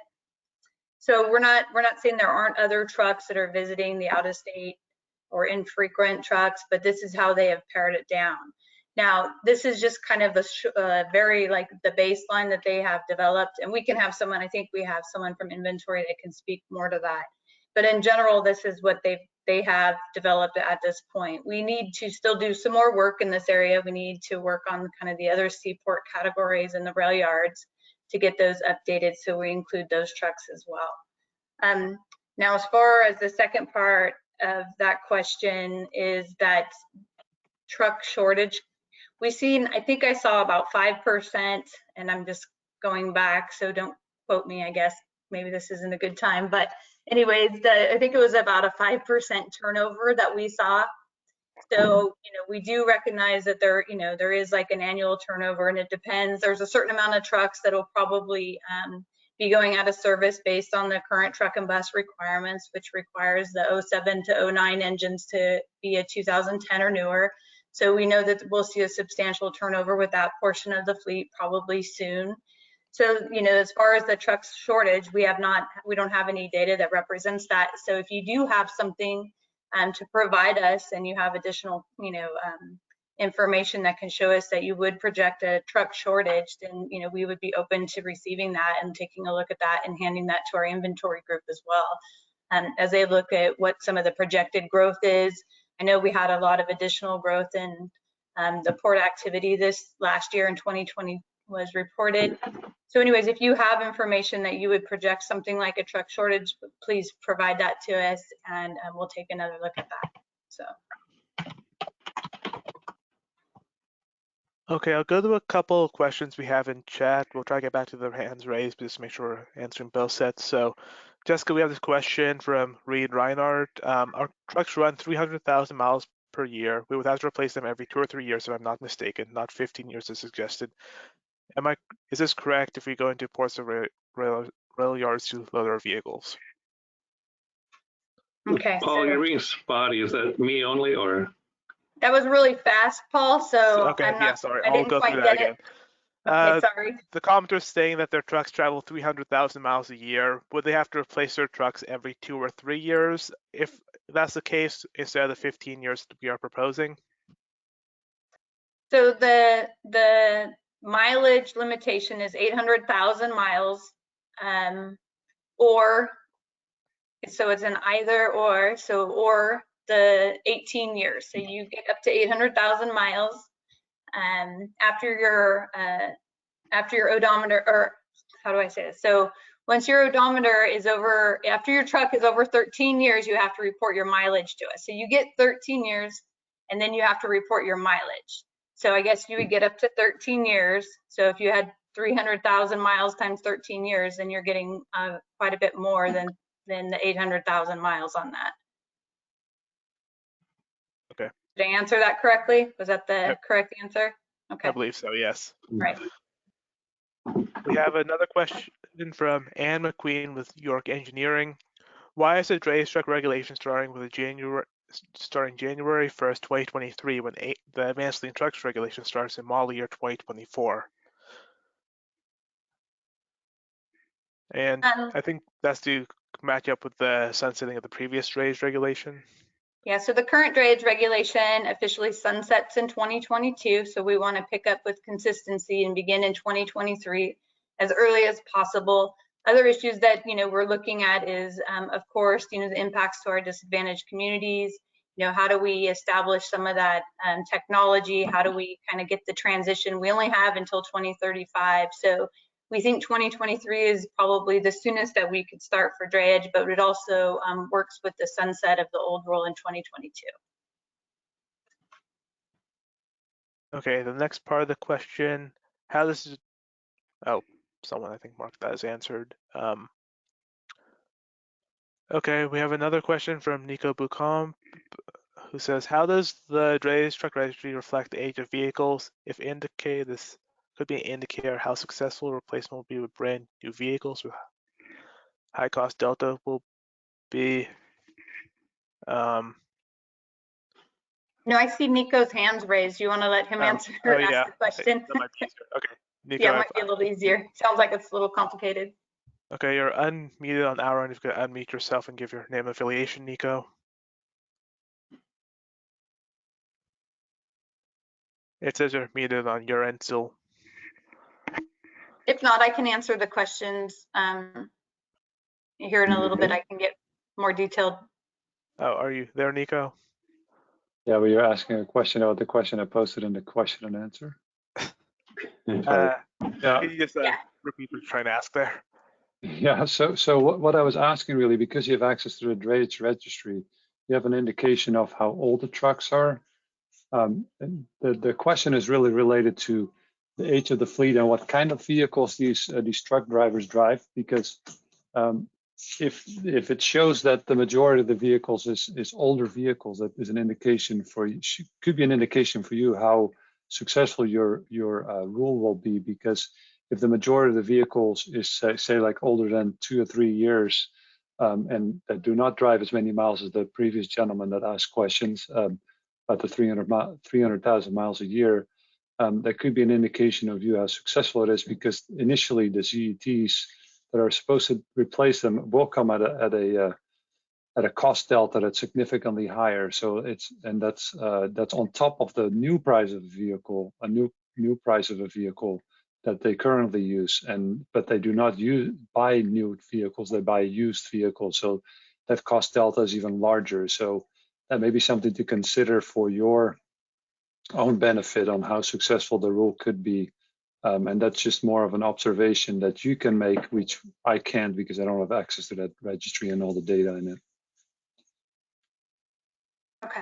Yeah, thank you for that, Nico. We do have that age distribution, and we can take another look at it in that way.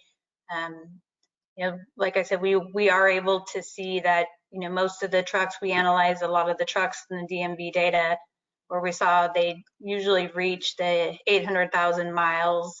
So we have some limitation on there.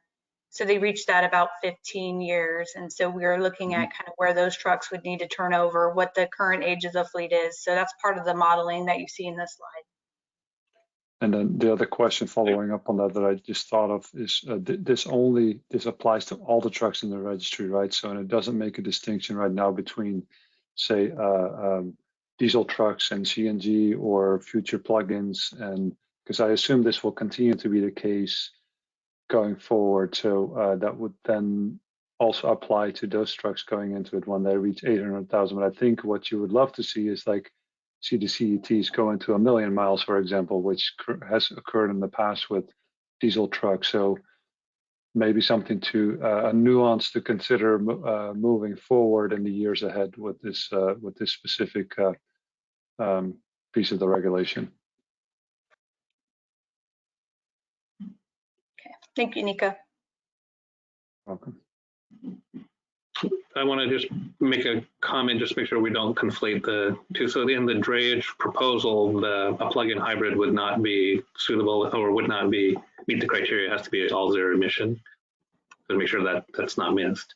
And then the other piece is, yeah, we do have information on the model year distribution of the Dredge fleet and frankly for the rest of the state. But keep in mind that the truck and bus regulations in effect and the Dredge regulations in effect. So they did require upgrades to newer vehicles that might not have been made as early had we not put those regulations in place too.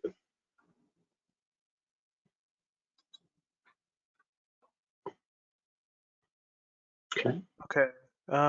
We have a couple questions from David Yao. So there might have been the previous one they don't see, but this one is David Yao says, speaking of the ramp up, if all trucks in the registry by 2023 must be 2010 diesel or newer, it seems at the beginning fewer electric trucks will be available to purchase than there will be at any point in the future. So owners will have to replace with diesel and in a few years replace again with electric. That may be a hardship for most. Would you consider a phased-in requirement for the registry?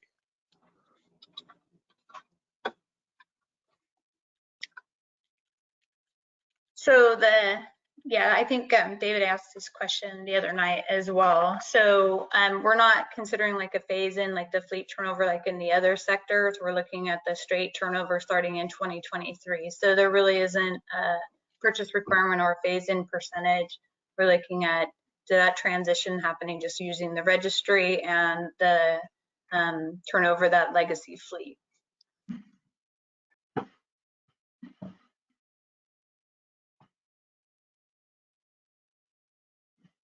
Okay.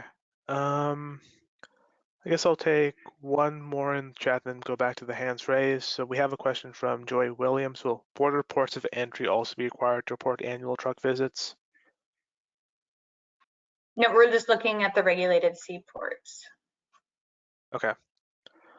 Okay, so first I'll call on Joseph Sullivan and after that Sam Appel. Joseph, I've unmuted your mic if you could give your name and affiliation. Hi, my name is Joseph Sullivan. I work for the International Brotherhood of Electrical Workers, Local Levin, and the National Electrical Contractors Association of Greater Los Angeles. This represents approximately 400 electrical contractors that employ about 10,000 union electricians. Thank you for the opportunity to dialogue about this important issue. We really appreciate this workshop and the work you've put into this. We are in support of the Advanced Clean Fleet Standard as it relates to the transition to zero emission vehicles of medium and heavy duty and public fleets, including drayage, refuse, buses, delivery, and last mile vehicles. Not only is this essential to meeting our state's climate goals and addressing important health concerns, this represents significant construction work.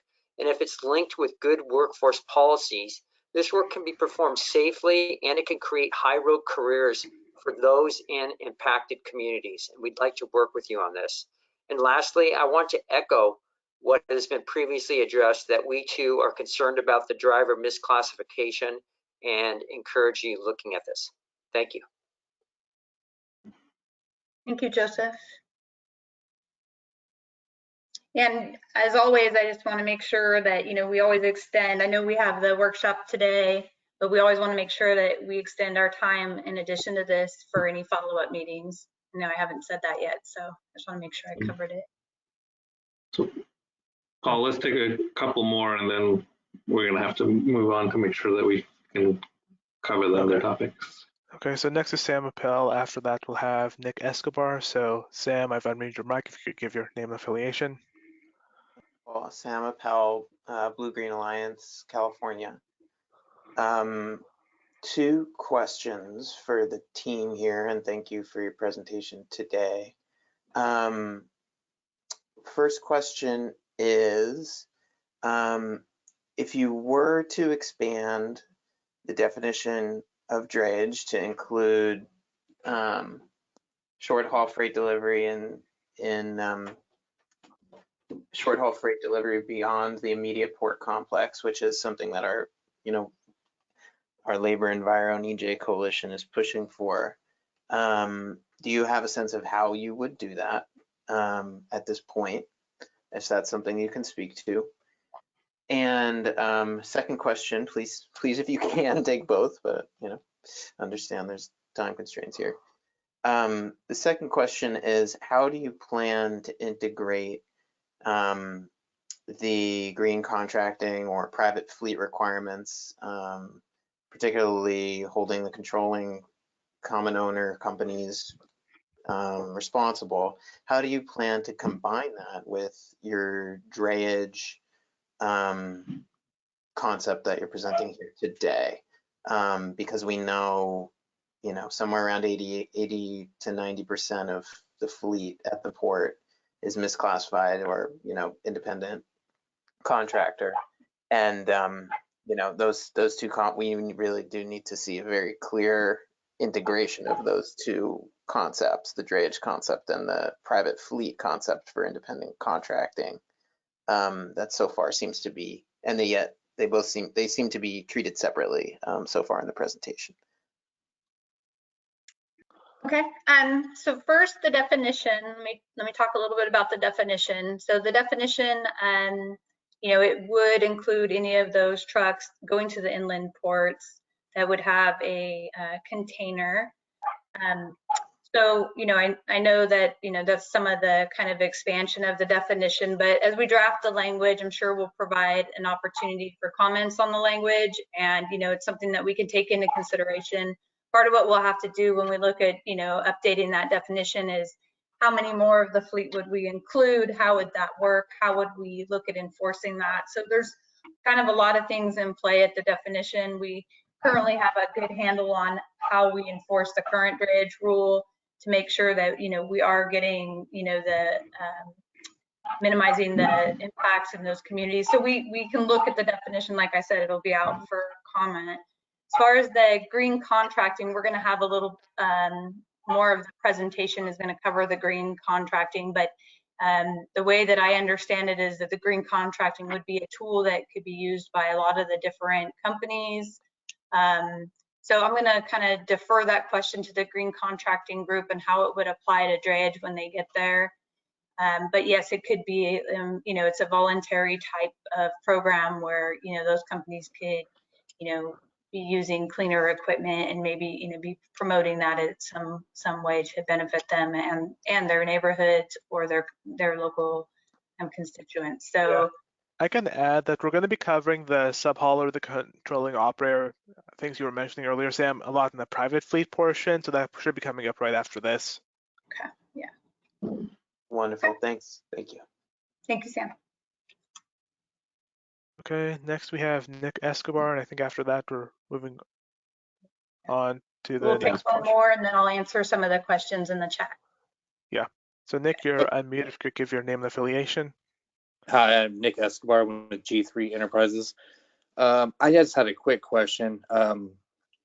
Has an ag exemption been thought up in any of this besides outside of drayage or any of that stuff? Are we looking at going electric with zero emissions on tractors and harvesters? Is that all being considered? Or are we just talking just drayage? I know in this section it's just drayage, but an ag exemption for a truck that's used 3 months out of the year being electric is a tall order to ask for. Right. Yeah, so this Danny, I'll take that one. So we're looking at on-road trucks predominantly, with the only exception being for now is off-road yard tractors owned by the same entities and companies, and we'll get into that in a minute. But yeah, I think we need to get into the next part of the discussion to answer that question. So drayage trucks, all of them are affected, period, if you're entering and serving those ports, and it doesn't matter what you're transporting. But I don't consider that ag trucks by any means. And then in terms of the rest of the requirement, we are drawing the line, or the proposal right now wouldn't affect absolutely everybody. And we haven't made a distinction at this point by a particular industry group. And I think we'll get into that part and kind of describe what we are looking at as part of the proposal. And then that might help you better answer the question. And then the other piece, I guess this might be a good segue, is as we kind of touched on, the prior regulation is requiring that a number of fleets provide us information here in April, that we will then have information about the vehicle distribution in individual companies, where these vehicles are located generally and how they're operated. There may be some ag fleets in that, and so we'll be able to then look at that and then look at seeing if there's any changes in terms of how we approach the regulation, given the details that we should have fairly soon. Okay. All right. Thanks, everybody. Thanks, Paul, Tony. Okay, we'll be moving on to the next portion of the we'll be going on to the next portion of the private and federal fleet component. So, okay, 1 second. Okay, so this is meant to capture the fleets we haven't discussed, who are not public fleets, and these may be in addition to dredge truck requirements.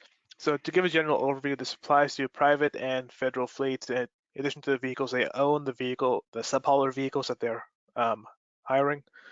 So this is a phase-in requirement where a percentage of the fleet would need to be zero emission per given year. So this, if you're familiar with our previously adopted zero emission airport shuttle bus regulation, this is a similar concept, and reporting would be required in this concept.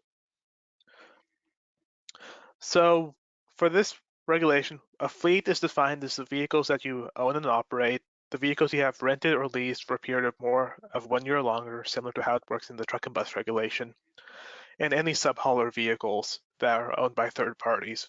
And for the purpose of this regulation, a subhauler is a for-hire motor carrier who provides transportation services on the behalf of another for-hire motor carrier or broker. So this could be an owner-operator that you're hiring out, or if you're a broker, the vehicles that you're dispatching. To give another example of how this would work, we have two companies illustrated here, one which owns a good portion of the vehicles and works with subhaulers, another one who does not own any vehicles but solely works with subhaulers. In this case, both of the companies listed here will be treated as 200 truck fleets, as their vehicles plus their subhaulers would all be treated as one entity. For this portion of the regulation, we also have a definition of a high priority fleet, and the thresholds are similar to the requirements for the advanced clean trucks large entity reporting. So if you are a business with more than 50 million in revenue and have at least one vehicle in California, you're a fleet who owns or controls 50 or more vehicles using the previous definition of fleet. If you're a broker who dispatches more than 50 vehicles, or you're a federal agency, you would fall into the definition of a high priority fleet. So in general, this concept is based on the idea of suitability, where different vehicle types are more or less suitable for electrification. Some types of vehicles, such as vans, box trucks, and some buses, are most suited for electrification. Others, such as work trucks, which we're defining as any single unit vehicle that's not a box truck, bus, or van, are less suited immediately but have potential in the future, as well as day cab tractors who typically do shorter or more regional operation. And some categories, such as sleeper cab tractors or specialized equipment, are most difficult to electrify, and we're reflecting that in our requirements in the proposal. This table lays out the proposed requirements, and I'll walk through this. So this will apply to both high priority and federal fleets. And for these fleets, they will need to meet the percentage requirements laid out in the table below for each of the three groups of vehicles. So in this concept, you would break your fleet down to three groups, the most suited vehicles being the top row, the intermediate being the middle row, and the least suited being the bottom row, and ensure that you meet the percentage targets for each of the categories over time. So to give an example, for the box trucks in your fleet, you would need to ensure that that category meets the 10%, 25%, 50%, and so on targets to eventually achieve 100% by 2035, and similar for the other categories. So this proposal does have some flexibility in that you can use any combination of vehicles within each of the categories to meet the 10% requirement. And for the purpose of this proposal, we're treating a near zero emission vehicle added to the fleet before 2035 the same as a zero emission vehicle, similar to what we have done on the public fleet proposal. So to give an example, if you have a fleet with 60 box trucks, you would take the 60 vehicles and for each of the years apply the percentage to the number of total vehicles. So in 2025, 10% of 60 is 6 vehicles, so we need to ensure you have 6 zero emission vehicles. In 2028, the percentage rises to 25%, so that will go to 15 vehicles, then so on to 30, 45, and eventually 60 zero emission box trucks. In a larger example, if you have a mixed fleet, you would need to break your vehicles out into each of the 3 categories and then apply the percentages to each individual group. Doing so will show you the amount of zero emission vehicles you need in each category year over year and how many specific to each individual category. Eventually, by the end of the time frame in the proposal, it would reach 100% zero emission for all categories, but earlier for the better suited vocations. We do have some exemptions outlined in cases beyond the fleet's control. So if the fleet is able to show that no zero emission vehicle or near zero emission vehicle is available, an exemption would be granted in that situation. In addition, if they can demonstrate that the vehicles available do not meet the fleet's needs. For this process, the fleet would need to show that that no vehicle in the fleet could be electrified. So if some vehicles are unable to be electrified, but some different vehicles can be electrified, we would expect the fleet to ensure that the vehicles who can be electrified will be before granting an exemption. We are also envisioning a backup vehicle exemption for fleet vehicles that do low mileage. So this is below 5,000 miles up till 2040 and below 1,000 miles afterwards. If a vehicle qualifies for the backup vehicle exemption, it will be removed from all calculations for calculating the number of zero emission vehicles.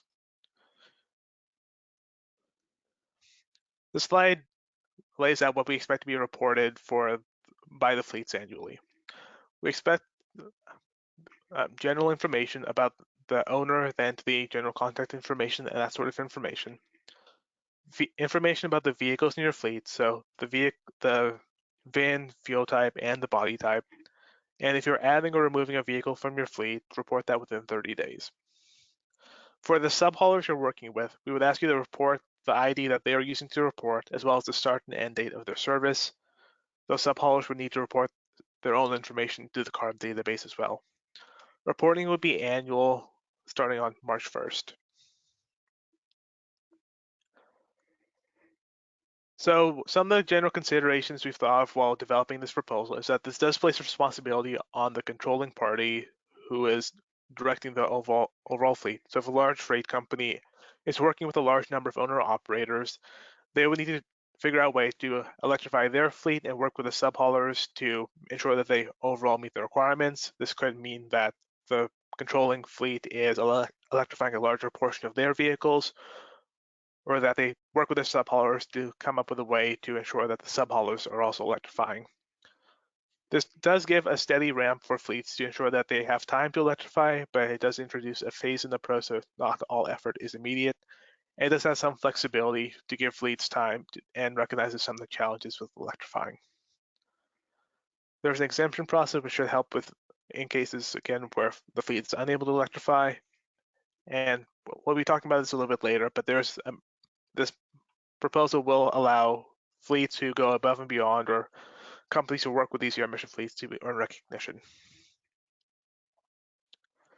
So there are a few other topics that we don't have time to discuss today, but we'll be discussing in more detail in the future. There will be record keeping requirements associated with the private fleet requirements. For fleets who are selling vehicles, disclosure language to ensure that the buyer is aware of potential requirements, similar to what's currently being done in the truck and bus regulation. Companies who are hiring fleets would need to ensure that they're hiring compliant fleets, similar again to what's already being done with the truck and bus regulation. And a certificate would be issued to fleets who are in compliance so they can demonstrate this to other entities or hiring businesses. These last two slides talk about the expected population and emission reductions. So in this slide, we see that the number of zero emission vehicles shown in green will expected to eventually comprise the overall population and replace the combustion vehicle shown in blue, and eventually exceed the amount of zero emission vehicles required by the Advanced Clean Trucks regulation shown in the black dotted line. This slide showing the anticipated emission reductions of the Advanced Clean of the high priority fleet component shows again that the emissions are expected to decline in a stepwise manner as more zero emission vehicles are added to the fleet.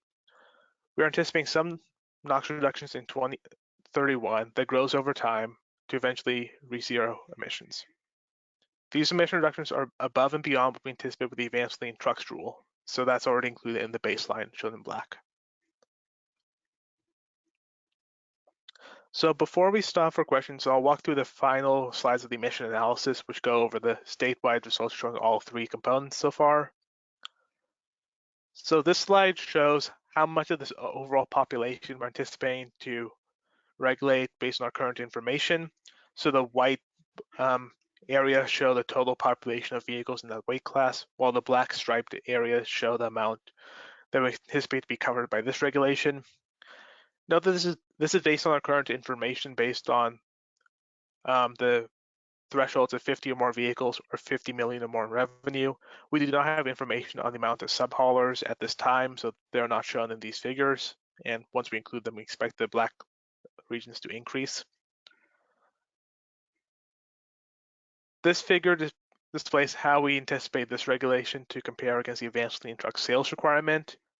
So the Advanced Clean Truck shown in black is below the combined total of the three components out to at least 2035, as we're anticipating more trucks to be purchased through this requirement than that one alone. And on a longer time frame out to 2050, we do eventually expect the Advanced Clean Trucks requirement to exceed Advanced Clean Fleets, as that regulation's requirements apply to a larger and larger portion of the fleet over time. So that concludes the private and federal fleet components of this presentation. We can now stop again for questions and answers. So if you have them, type them in chat or raise your hand.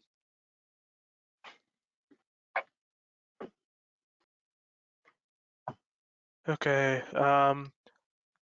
John McNamara, I've unmuted your mic if you could give your name and affiliation. After that, Stephanie Lee and Tom Calquette. Hi, Tony, this is John. Can you hear me? Yep. Thank you. My name is John McNamara. I'm a vice president with CR&R. We're a solid waste recycling services company in Southern California. And we've been operating a zero greenhouse gas emission fleet for 4 years using an anaerobic digester and near zero CNG engines, about 400 trucks in our fleet so far.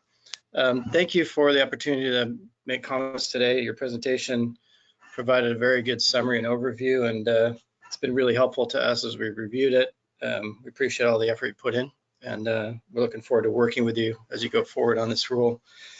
We're already working with several OEMs that sell ZEV, so we can find trucks that would fit, where they're applicable into our fleet. And we're hopeful that in some of those classes we can make that work, but we're still in the evaluation phase now. And then we're also interested in talking to you further about some of the ideas you had for alternatives, because we're probably going to present something like that with regard to how our fleet works, where we're collecting organic waste in accordance with Senate Bill 1383 and many other regulations requiring diversion of organics from landfills associated with greenhouse gas reductions, which we're already achieving. Again, we're at zero right now and have been for 4 years. And we're looking forward to talking to you more about that, so we can work together to get to zero carbon emissions for our fleets and other fleets. Thanks for the time. Thank you. Okay, after John, we have Stephanie. I've unmuted your mic if you give your name and affiliation. Hi, can everybody hear me? Yep. Thanks, Paul. Hi, Paul, Tony, Craig. Great to see you guys virtually. This is Stephanie Lee. I'm from TransPower, acquired by Meritor. It's a major supplier of medium and heavy duty axles, brakes, and components, and notably electric powertrains, which are currently supplied to Peterbilt, Kenworth, Kalmar, and other manufacturers. I would like to thank the staff for posting the slides ahead of time. This allows us all to digest the information and conversation, and less time spent on trying to screenshot the slides. So really appreciate the legwork that went into that, and also for having 2 meetings available to us. So thank you for that again. I would like to, publicly state that we support the Advanced Clean Fleet Regulation. It does a nice job to complement the Advanced Clean Truck Regulation that is currently mandated for OEMs and manufacturers. I also want to note that this will help create green economy jobs, particularly in EV trucking. I did have 3 or 4 sort of comments and questions for clarification. First, I wanted to ask the definition of a vehicle. Is it by, the federal NHTSA standards, and the implications of these for yard tractors, which are subject as a quote vehicle, but they fall into 2 categories? Okay, so for that one, we are planning, for yard tractors, we're planning to include all of them, whether they're on-road or off-road. They're just going to be inside the regulation period. So I think, does that answer your question? It does. I saw that there was, in the drayage space, a lot of the DMV tying, and so some yard tractors are DMV registered, while some are not. So would you be dipping into like the doors registry to mandate that? Well, we would be looking at that separately from the off-road reporting system, if you will. And the basic thinking is that an on-road and an off-road yard truck essentially are nearly identical, especially if there's zero emission, other than the basic safety equipment of seatbelt and signals and things like that. And then that, frankly, that they are generally captive at the same area. That's another way to get some benefits in disadvantaged communities where a lot of warehouses are, where a lot of the yard trucks would be operating, because we, frankly, have a longer time frame for the tractor fleet, the general tractor fleet, partly because of the wide range of uses, long haul, short haul, and this gets back to that other question about city type operation. We would have liked to have this proposal be a little more aggressive on getting more tractors to be zero emission earlier, but we were not successful in finding a way to make a distinction in how a truck is used, because it can be used in so many ways. Yeah, no, thank you, Paul. But yard tractor we can, yeah. I appreciate that, and exactly right. We wouldn't want a loophole there, since the manufacturers are mandated on the yard tractor through the ACT, and we wouldn't want there to be a difference here in this particular regulation. So thank you for that clarification. I'll actually make one more comment. I'm sorry, in that vein, because it'll come up. We typically have addressed cargo handling equipment, especially at the seaports and rail yards, as its own regulation, where everything on the property kind of gets treated under the. So in that case, we might separate the yard trucks there from the rest of the state, just because it might be a little more a logical way to split it for the affected entities.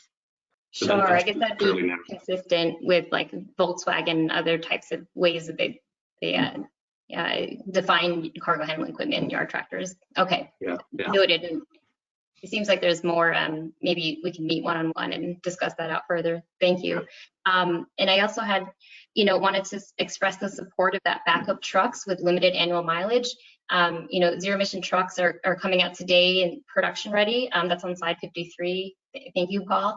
And so I wanted also maybe to make a more clear definition to this group of the exemption for no commercially available ZEV or near ZEV. So would commercially available mean having a CARB executive order, or would it mean that if a fleet tried to place an order, but it would take 1 year for delivery, is it commercially available? So I'll jump in there. Those are all yet to be defined. Okay. So broadly, we have to come up with how do we determine that. But I do not foresee it being that if it takes a year to get it, that's not exactly unusual today. Right. But what's commercially available, we would want to define that more clearly for everybody's benefit. Yeah, absolutely. And I want to add to that, exactly right, where today there may be many models that are commercially available, technically speaking, but if fleets can't get those in their hands, then they would be out of regulation come 2025, and we want to make sure that there's just clarity on that. Right. No, appreciate that. And again, it is our goal to have obviously we're changing what companies might do, but we want to do it in a practical way. So if practically speaking, our commercial definition means you can't get the vehicle for a long time, or it's really a pre-commercial one that's more of a demo, then those are the things that we want to be able to address and how we structure the language. Certainly, and I think the advanced clean truck regulation will probably take care of that, given that, you know, manufacturers have to meet their targets, and so the timing is pretty much right on. So, okay, wanted to just think about that. And I guess another big key piece is that we can probably deliver trucks and powertrains far faster than we can get utility and infrastructure, you know, up and running. So I just sort of wonder, are there going to be mandates or regulations on the utilities and infrastructure side to match with the advanced clean truck and advanced clean fleet regulations? Well, so we're not pursuing anything in that vein. We are working very closely with our sister agencies, the utilities, the Public Utilities Commission, the Energy Commission, on one, understanding where infrastructure would be needed, and then ultimately how the utilities would plan and build to be ready for that. Part of this April reporting data that we expect to get will actually be part of answering that question, and ultimately what we do in terms of the rule proposal. With it, we'll be able to make pretty reasonable estimates as specifically where potential charging and fueling infrastructure would be necessary. And so that's all part of a broader plan, an overall how do you support a zero emission vehicle market where the infrastructure is largely not in place today. How do you do this over the next 10, 20 years? And so we are trying to pull in the pieces together to ensure there's a successful transition and the timely transition to meet these various goals. Absolutely, yeah. Perhaps that's coordination with cap and trade, and looking at it in that way. So no, thank you. And just my last maybe comment would just be if there's an economic analysis of both the benefits and the consequences of this rule, maybe paired with the advanced clean truck, the loss of potential businesses pulling out of California for one example, and then the benefits of green job creation. It'd be nice to see that as well. But really, thank you so much for all this thorough work. That will definitely be part of our proposal and part of the SRIA, I forgot what it stands for. Paul, what it stands for? Standard Regulatory Impact Analysis. Yeah, and our staff report, we will have that in both of those. Thank you. Okay, after Stephanie, we have Tom, and then we'll go, Tim Sassine, and then Dusty Garland. So Tom, if I unmute your mic, if you could give your name and affiliation. Hi, this is Tom Coquette from Environmental Defense Fund. And my question has to do with the exemption process, and particularly the reporting requirements from the public and private fleets. And the question is, will the information that's being reported by these companies and by the agencies be made public and not covered up by some kind of business confidential provision? And that's in particular for the exemption process. Okay, so the reporting that we've described here is ultimately for the fleets to identify either the vehicles that they're using and or directing, and wouldn't necessarily be associated with the exemption process itself. And so, well, obviously we haven't defined what the exemption process would be, but in spirit, it's not that different than some of the approaches we've used in other rulemakings. And so if the vehicle is simply not available, we'll know that. It'll be pretty straightforward. We would post something, online to let everybody know, say, hey, if these are the types of vehicles that aren't ready, aren't available yet, then there wouldn't be much of a process per se. It would be, I have to buy this replacement vehicle. And a concept of, hey, it doesn't fit my needs, then the fleet would need to provide some information to show how is it that it doesn't meet the needs. And so we would need to define how that would be done. And so I think what we could do is provide information as to how many exemptions are being used. I don't think we would provide any specific details. And to be clear, the goal here is that the exemptions would be an avenue that would allow us to address situations that are practically not feasible to be met. But our goal is to set a schedule where the exemptions aren't necessary. But we know that there's such a variation across a wide range of fleets and uses that it's good to have something in there as a way to address those scenarios. Well, other than the NOZEV is available, in a weight category, for example, which you said you can generically put that on the web, but this looks to me like it could be a major loophole in the regulation. And I would think that if a fleet or organization wants to get an exemption, particularly on mileage needs or some other consideration like that, they should be required to make it publicly available. And it's a transparency issue, and it's also a question of credibility that I think the environmental side stakeholders will want to take a close look at to make sure it isn't being abused. Compare one fleet to another fleet, and why can one do it and not the other, and that kind of thing. So I just ask you to consider that. Okay, appreciate that. And again, I think for the next workshop, we'll try to lay out some of those details. In past rules, the criteria was very clear, pretty well defined. And so everybody would get the same answer in either case. So, but yes, it does ultimately matter where we draw the line and how we structure that. And so we'll be mindful of that and take that comment into consideration. Yeah, and Tony, this is Craig. We have a question directly related to that. It's about yard trucks. It says, will backup vehicle exemptions also be defined in hours? Yard trucks typically have high operating hours, but very low mileage. And yeah, I'm thinking yard trucks are the ideal application for electrification. So I don't know. Maybe that's yet to be determined, but we don't think that may be relevant, right? It is. It's an interesting question, so that's an item I guess we'll put on our list, and then just broadly say is like, even though I do agree with Craig that yard trucks would seem like an unlikely need for an exemption in that area, there are other vehicles that hours matter a lot more than miles, and so we would need to think about that for those types of vehicles too. Just all vehicles that hours matter more than miles. So we'll put that on the list.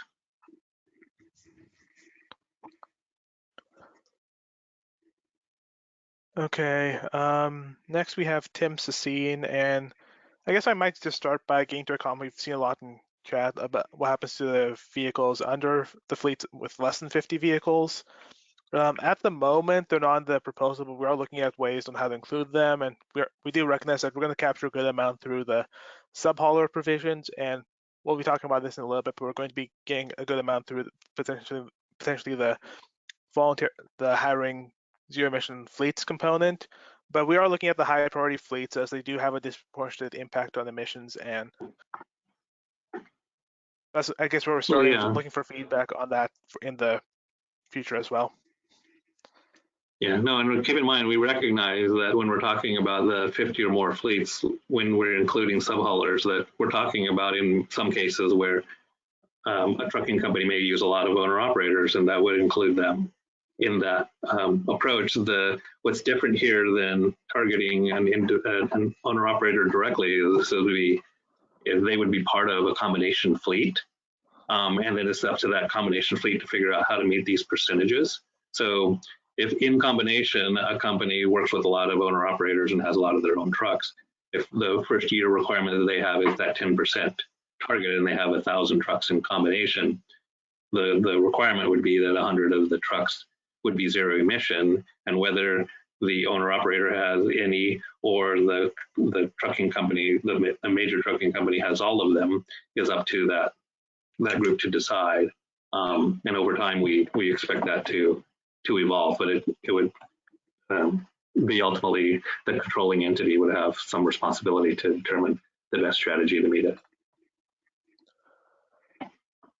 Okay, Tim, I've unmuted your mic if you give your name and affiliation. After that, Dusty Garland, then Leela Rao. If you could go ahead, Tim. It says you're still muted on your end.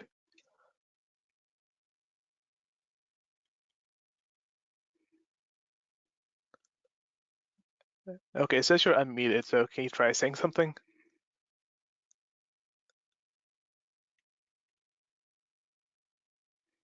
Okay, so Tim, everything looks clear on our part, but we don't hear you. Yeah, might want to try reconnecting, or you could try calling in, then we can call you after that. Or Oh, Yeah, there we let's are. just try him. There we are. There we go. Am I in? Yes, Great. yes, yes. Thank goodness technology still works. Okay, Tim Sessing, Market Development Manager for the U.S. for Ballard Power Systems. Our fuel cells have been successfully doing drayage operations, Class 8 drayage operations at the ports of San Pedro for the last 2 years with TTSI, which has been a fantastic fleet operator, very supportive, and we're thankful to CARB and South Coast AQMD for supporting that project. At the same time, I'm going to make a suggestion that you're probably not going to like, but I really feel it needs to be put forward in any case. There needs to be a strategized, coordinated market priming phase in order for the ACF to succeed. And let me be clear, the fuel cell electric trucks need battery electric trucks to succeed in these early stages of the market, because these battery electric trucks can help to ease infrastructure needs for smaller return to base fleets. And they can have lower upfront costs today. And at the same time, battery electric trucks need fuel cell electric trucks to succeed so that we can complete the full zero emission transport transition in the most difficult, energy intensive and operationally constrained applications. And disadvantaged communities need both technologies to succeed in order for the air to be cleaned and to support the public money that fuels this transition. Because if we don't do well, that money will go to a lot of other needy causes. This regulation right now, however, is set in the wrong paradigm. Vehicles and their fuel can't be cleaved apart, and those issues cannot be separated in between CARB and CEC. The new fueling resources have to be assured for deployments in order to be successful. We can't allow regulated free market growth of trucks and fueling infrastructure to propagate with blanket mandates. If we rely on the investor-owned utilities to decide how this infrastructure will be bought out, they're operating under a paradigm where they have to serve loads that can only be served by electricity, and to build whatever's necessary for that. And their investor mandates that they maximize their returns, which means they build as much infrastructure as they can. And that compels them to try to serve all zero emission transport. And we can't allow this business model to lead to an ad hoc building of this critical infrastructure. At the same time, the economics of the truck is not uniform across all sectors. Drayage trucks, as have been mentioned multiple times, are sourced from lower cost used trucks. And we can't expect that sector to purchase trucks at the same level as larger fleet owners. It's an invitation to crush these small owner operators and the small shipping businesses that support them when they're being hit by all sides right now. The state of California has to look past this old paradigm of separating vehicle from infrastructure and separating responsibility between CARB and the CEC. The ACF should start by targeting trucking fleets which purchase the largest numbers of new trucks first, and provide the fueling and charging infrastructure commitments that are necessary for these fleets to operate before these trucks are required to be deployed. That means this has to be strategized and orchestrated, and it can't be regulated and left to the free market to sort out, because the free market will decide that it's simply not economical to comply, and it'll end in litigation. If you can consider adding a well-orchestrated and strategized market priming phase to ensure that capable fleets participate and that infrastructure exists, it will surely help to facilitate the execution of the remainder of this rule as it's envisioned and hit the targets that are needed to be hit. Thank you for listening to my comment. Thanks, Tim. Okay, thanks, Tim. Next is Dusty Garland and Leela Rao. Dusty, I've unmuted your microphone if you could give your name and affiliation. Yes, hi, Dusty Garland with Peterbilt Motors. Thanks so much for the information today, as well as the opportunity to voice concerns and ask questions. We appreciate that, as well as posting the slides ahead of time to develop better questions. It's been very helpful. So to my question, my understanding of near zero emission language and in the advanced clean truck regulation is that near zero vehicle would count as a fraction of zero emission vehicles based on 1% times the electric only range in miles. And those credits could not account for more than 50% of an OEM's total credits needed. In the slide shown today for advanced clean fleets, near zero emission vehicles count the same as zero emission towards the fleet's credits needed. Am I misinterpreting that difference? And if not, is there a planned alignment of the two rules in the future, or can you explain the purpose of the difference? I think the way you summarized it captures it appropriately. Yeah, we we made a conscious decision not to try to use a weighting mechanism for fleets to then determine how they would comply with the requirement. And we chose to say, we're going to use just counting the number of trucks as the most straightforward way to do that. Because at that point, we're adding complexity, frankly, unnecessarily. There's value in making those distinctions, but at the end of the day, we believe that it's much more straightforward and easier to understand and to implement and to enforce ultimately by just using the truck count for the fleet portion of the requirements. And then in terms of, as we kind of discussed earlier, when we're talking the public fleet purchases, you're buying a whole vehicle, so giving a half a credit to buy a vehicle just doesn't really work in that concept. In the concept of meeting a target of a percentage of your vehicles being zero emission, it could apply there in concept. And so this is an open discussion topic, but at this time, we believe that leaving the door open is appropriate. We do believe that zero emission vehicles, even for economic reasons, are probably going to be preferred to the plug-in hybrid versions in some applications, but in others where, like where we're thinking in a lot of the work truck categories, because of operational reasons, a zero emission vehicle may not be the most appropriate early on. Over time, we expect that to probably be the only choice at some point, but over the next 5 to 10 years, there's an open question. And so we thought it would be better to not go ahead and make that distinction, but we're open to suggestion to allow that flexibility for the fleets, and frankly, to enable more electrification than we think we could if we just said zero emission is the only thing that counts, or that we're going to provide less of a value to the plug-in hybrid electric vehicle. So we think all of those factors, I still think favors full electrification to a plug-in hybrid, but a plug-in hybrid might be suitable in applications that the zero emission one isn't. Sure, okay. And I appreciate the question about aligning, I'm sorry, and then the question about aligning the two regulations, that we're looking that they be somewhat aligned, but they don't have to match perfectly for it to work. And so we're not looking at that as it has to, equal, to be exactly equal. It's directionally aligned. Got it, thank you. And I think my only concern there, or maybe something to think about, would be that the R&D and the capital outlays in the beginning to create vehicles that would fall into that near zero emission vehicle count may be hard for some OEMs to take that step in doing, knowing that in their own calculations, there's a very limited timetable for sales of it, as opposed to with fleets where they're open to buy it for a longer term. So, that kind of input and company infrastructure to be able to sell that kind of product, but it not count as heavily towards the credits needed, may be restrictive in what kind of product gets out to those fleets that are able to purchase it.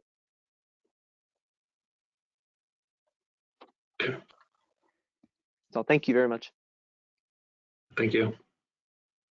Thank you. Next is Leela Rao, and I've unmuted your mic. If you could give your name and affiliation, then will be Mark Miller, Sasan Sadat, and Veronica Pardo. Hi, I'm Leela Rao from the Port of Long Beach. I appreciate the chance to discuss the proposal with you. As you're aware, the San Pedro Bay Port's Clean Air Action Plan is well aligned with the goals of the ACT and the ACF. I initially raised my hand to comment regarding my concern over bringing cargo handling equipment, namely the yard tractors, into the ACF rule. That said, based on Tony's comments earlier, I will say that we support keeping those vehicles that are currently under the CHE rule within that rule. The terminal operators at the ports who operate this equipment have not been engaged in the ACF rule to date. There's been no indication that their equipment would be pulled into this rule. And then having yard tractor requirements spread across multiple regulations is burdensome to the entities, and something I know you guys generally try to avoid. So I do urge you to keep the CHE within the CHE rule, and I'm happy to talk with you guys more offline if you'd like to. Sure, no, appreciate that. Yeah. And for anybody who's listening, the CHE rules have tended to be a lot more aggressive than our other regulations. So I would be surprised if they're not going to go to zero I'm sure they will, very but soon. just keeping it all in one place is still helpful. No, understood. Yes, we can try to find the most practical way to do this. Yeah. Overall, so. Yeah, and I'll add CHE stands for cargo handling equipment. Oh, yeah, thank you. We're using acronyms. Okay. Thank you. Okay, next up we have Mark. I've unmuted your mic. If you could give your name and affiliation. Yes, thanks, Paul. Mark Miller with Volvo Group. Paul, if you could please go to your last slide on the preliminary inventory analysis. I believe it was slide 15. Is it this one? Yeah, this one. So I just want to make sure I understand this slide. The way I'm interpreting this is that at least out through 2035, as far as you've taken out the ACT requirements, that the ACT and the ACF sales and purchases are pretty much aligned, right? Am I reading that correctly? Yes. That's generally correct. There's, I guess you could argue that there's a little bit of discrepancy because the ACF looks like it's focusing a little bit more on the heavier weight classes than lightweight classes, but generally they're aligned. Right. So if you recall back, Tony, Craig, and Paul, in our conversations during the ACT development, there was significant concern from me regarding market mix of OEMs in California.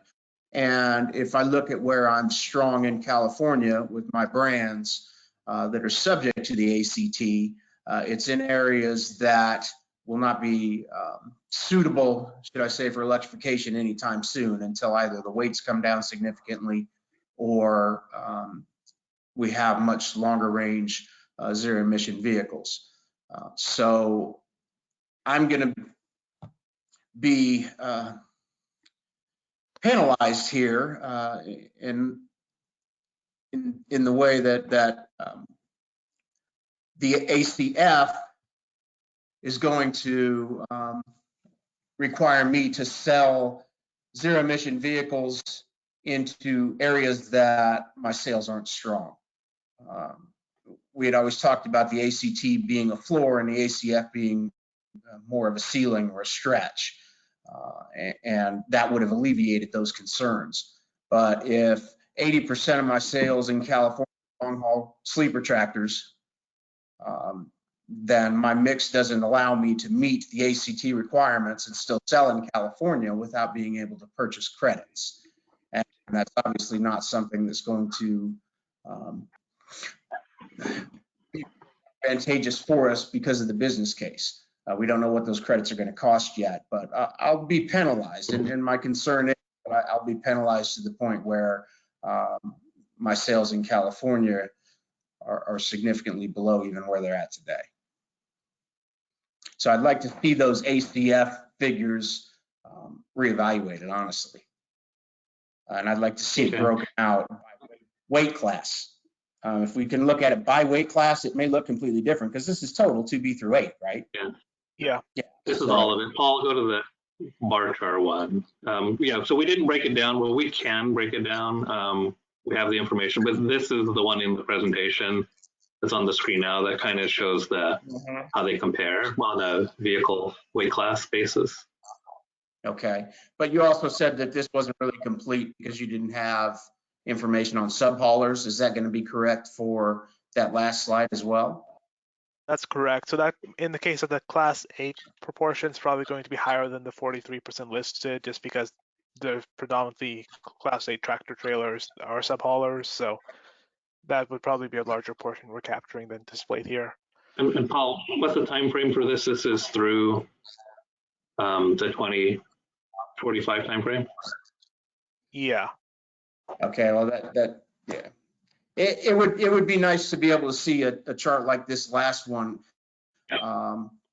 split up by weight class or at least by vehicle type, because we need what the tractor requirements are going to be for ACT versus the ACF tractor expectations, and then we'll need to see what it is for the class through 8 vocational. Okay. So we'll definitely do that for the next meeting. I think we actually had it in this version, but we took it out just to simplify the graph, to just make it easier to follow. And while you're on there, while you're on here, because I don't want to misquote you, if I wanted to buy a tractor, when could I get one from you? A zero emission one? I don't know what the delivery is being quoted. Roughly, can I get one next year? Our order book's open, is my understanding. So you could go into your dealer and place an order. Okay. Again, it's going to be a regional tractor. It's not going to be a long haul. So there's some caveat there as to the number of applications that it's suited for. We also have then the availability of the Class 8 box truck today. Okay, great. And our branch chief in the inventory section just chatted me. He said that there's going to be a lot more Class 7 through 8 tractors than ACT requires, since ACF is more focused on, less focused on 2B3, a lot more on the heavy vehicles. So we should be exceeding ACT by a good amount in the Class 7-8 category. So I'll just toss it there. Okay. Okay, next we have Sasan Sadat. I have unmute your mic if you could give your name and affiliation. After that, we'll have Veronica Pardo and Thomas Green. Hey, yeah, this is Sasan from Earth Justice. Thank you so much. It's a really helpful presentation. Actually, my question is about the same slides. I'm a bit concerned, like as I'm trying to sum up all the trucks we'd get to be ZEVs across ACT and ACF. It looks like, you know, from slide 14, it says that ACF gives us 35,000 more ZEVs than ACT. I think my memory of ACT was that in 2030, you get a little like 130,000 trucks in 2030. So basically adding them up for the 2030 timeframe, you get about 200,000 total ZEVs in 2030, which is half of what we need to be at our midterm goals for carbon neutrality, according to E3's carbon neutrality report, according to the SCE pathway study, according to Lawrence Berkeley, we need about 400,000 medium and heavy duty ZEVs on the road in 2030. So we're about with this. And then also the last slide on our long-term goals to get to 100% zero emission everywhere feasible by 2045. This last slide getting about, it looks like a third of the population in 2050, basically an admission that more than 2/3 of them would not be feasible to be zero emission. So I don't know, it feels like between the ACT and the ACF, we are not on track to meet our goals. So I'm wondering if there's a plan to get at those vehicles through some other way, like what is CARB's plan for making up the shortfall? And then the second question I sort of have is, it'd also be good to understand if the Class 2B category is at all captured by ACC, Advanced Clean Cars too, since it seems that's where the ACF is the weakest at reaching vehicles. Okay, I'm going to take the second one first. Oh, I'll just cover it, I guess. So the Advanced Clean Cars regulation and this one are lined exactly by the gross vehicle weight rating. So below, at 8,500 pounds and below is in the Advanced Clean Cars regulation. The zero emission sales requirement is covered by that. So this regulation starts at the 8,501 pound gross vehicle weight rating and above vehicles. So that's where the distinction is made. And then two, I mean, as of today anyway, the manufacturer sales requirement in terms of percentage of the vehicles being sold, I believe, is higher in the Class 2B and 3 category than it is currently in the light duty, although it's being revisited for the light duty one very soon. Is that correct, Paul? I mean, as far as 2025 or 2024? Yeah, they are looking at the manufacturer side of the rule and eventually try to hit the 100% by 2035 goal as well, or something similar to that. Right. So the governor's established a goal of having all sales being zero emission by 2035 for the light duty category. And so the regulatory effort for that on the light duty is either underway or will soon be underway to then determine if that's where the regulation is going to end up. In terms of responding, in terms of the trucks size here, this regulation is one avenue or one way to get there. I mean, so you're aware we have the manufacturer sales requirement. We're looking at this fleet requirement. This is the best information we have, but given the assumption we indicated that we do not have a good estimate right now as to how many of the subhaulers get brought in, so that we anticipate that endpoint will go up higher. But this regulation isn't the only avenue to get to all zero emissions. I mean, as you heard already, the Project 800 program is looking at using incentives to get a lot of these tractors out in operation very soon. And there are other ways to ultimately encourage people to ultimately electrify. And we do believe that the economics will also be improving over time, and that the market will be moving in that direction too. So this regulation by itself doesn't necessarily need to be the way to get there. And then, as you may be aware too, that when we did the manufacturer sales requirement, we did propose the percentages to increase through the 24-35 timeframe and didn't go beyond that, in part with the idea of setting a clear expectation, with the idea that in a matter of years, just like we're doing for our light duty, that our board could come back and revisit. Is it the manufacturer requirement that we would ramp up post 2035? Is it the fleet rule, for example, that we need to expand further?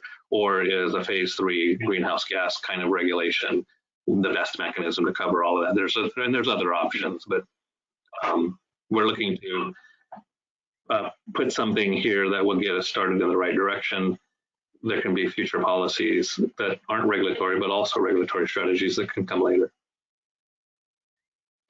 Okay, but it's not an incorrect understanding to say that right now, between the two sort of linchpin regulatory efforts, we're getting about half of our midterm goal and only a third of our long-term goal.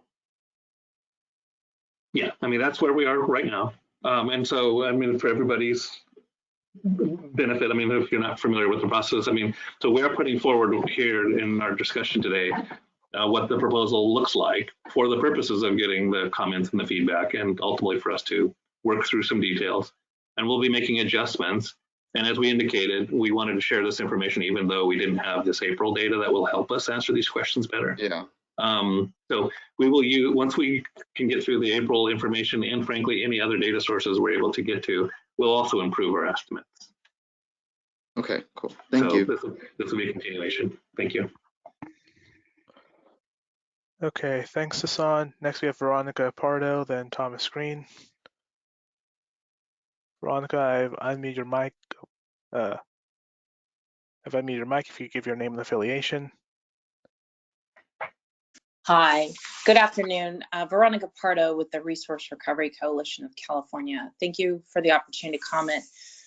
I'm representing a trade association of haulers, recyclers, composters, and renewable energy providers. First, I have a question to better understand the ZEV phase-in for federal and private fleets. As currently proposed, this would potentially require the retirement of workable vehicles. Is that correct? It's not a procurement target. It looks like the percentage of your fleet has to be met at certain target dates. And I'm wondering if that's the case, then how does this phase-in requirement work alongside SB1 useful life provisions? And then I have a couple comments after that. Right. So part of that answer is, yeah, I mean, ultimately, to meet these targets, you would have to be replacing some vehicles, but we do believe that in most cases, that's going to be close to normal replacement schedules, or even even meeting these requirements would be potentially slower than a normal replacement schedule to meet the ZEV requirement. To the extent that there would be any conflict with the SB1 requirements, we would be able to address that more than one way. But one of the ways would be simply to write in, hey, if all of your vehicles are within the useful life criteria of what the SB1 requirements are, we could say that that's still a compliant fleet, but we anticipate that that's actually not going to be applicable to very many situations. And yes, there could be some early replacement, presumably, compared to what a fleet might normally do, but the timeframes to meet this are relatively modest in terms of turnover, not modest in meeting the ZEB requirement, but in turning over vehicles. Okay, thanks, Tony. That's helpful. And then just more generally, I think we've already addressed some of our issues around SB 1383. You know that we continue as California to push the envelope on our waste and recycling goals and better manage the materials we generate. And in order to meet that short-lived climate pollutant strategy, we need to move over 20 million tons of organic material annually from our landfills. Right. And we know it's generating methane, right? But and the other comment being that this isn't going to be cheap, 10 billion by 2030 to achieve this. So I guess just 3 comments here, 3 main points. We are really seeking reliability, affordability, and synchronicity. Reliability, obviously, with the technology readiness, the infrastructure, and the grid reliability. And we know that there are limitations in the payload. And there's even many that believe that fuel cell technology is a better kind of application long-term for these heavy duty applications. So just some comments there around reliability. Affordability, I mentioned 1383 because it is important. Our ratepayers are bearing the cost of meeting these waste and recycling goals. And, I do acknowledge that your comments that these costs are going to go down over time, and I think we all look forward to that. But much like 1383, there will be significant upfront costs for the vehicles and the infrastructure.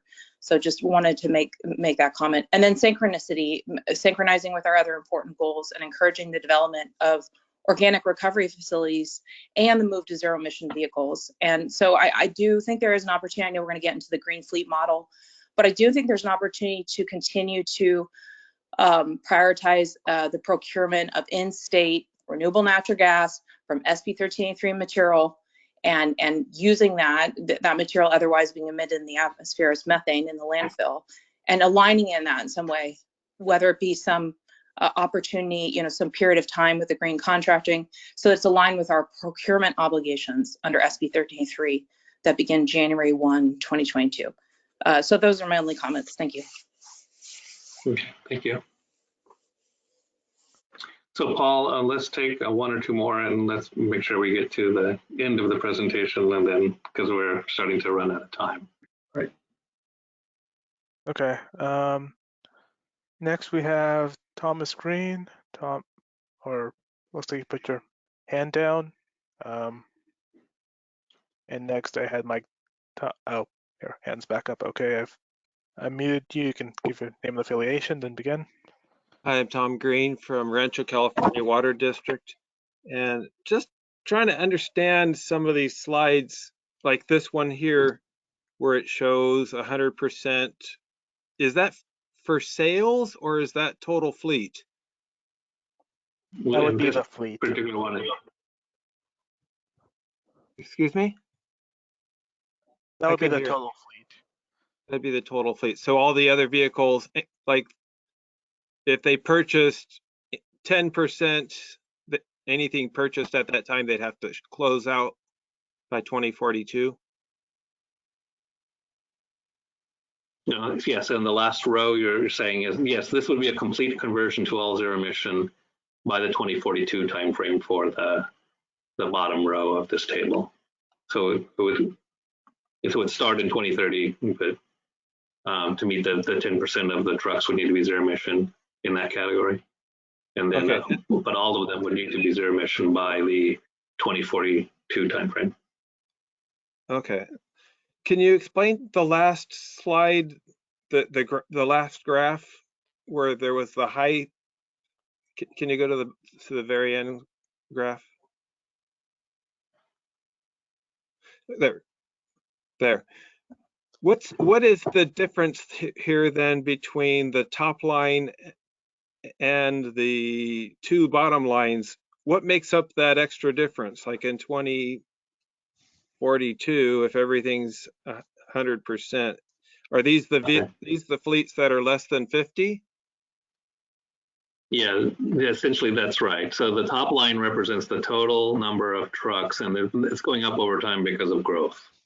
So that's the total number of trucks registered in the state of California. And then the two lines below that represent how many zero emission vehicles we're estimating would be out there.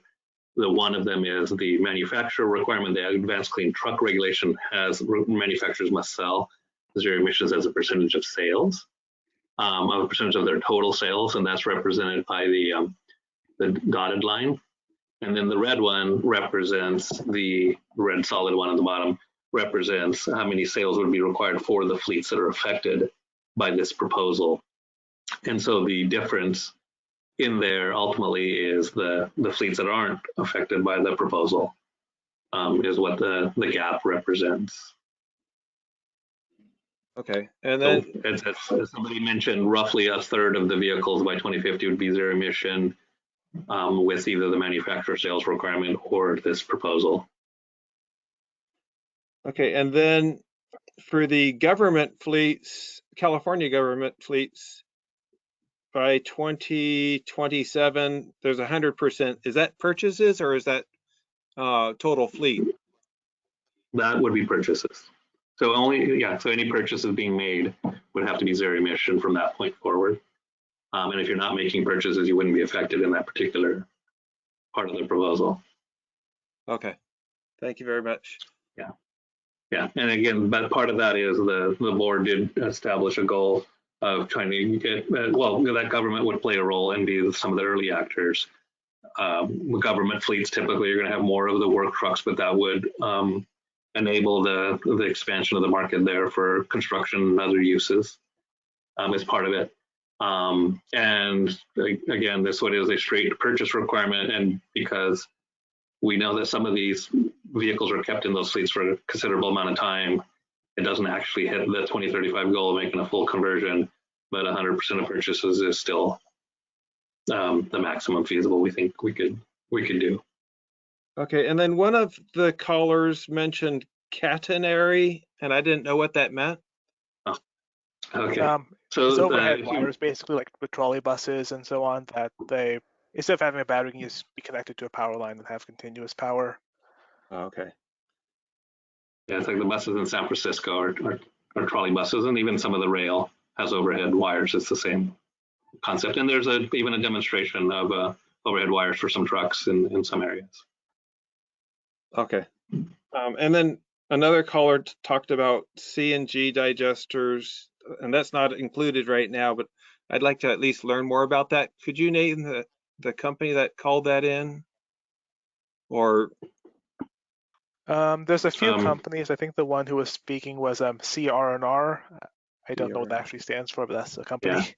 Yeah. Okay. But here we're looking at the vehicle requirement. Okay. So Paul, are we doing one more, or are we going to go ahead and move on? We probably need to move on. We need to move on. It's already past 4. Yeah. Yeah. Okay, so we'll finish out the rest of the presentation and take all Q&A questions and answers. So for the next portion, Olivia Lane is going to be presenting. So go ahead, Olivia. All right. So hi, everyone. My name is Olivia. I will be discussing the final concept of the workshop today, hiring zero emission fleets. Next slide, Paul. So we are proposing a method to recognize entities that hire zero emission vehicle or ZEV fleets when outsourcing for work.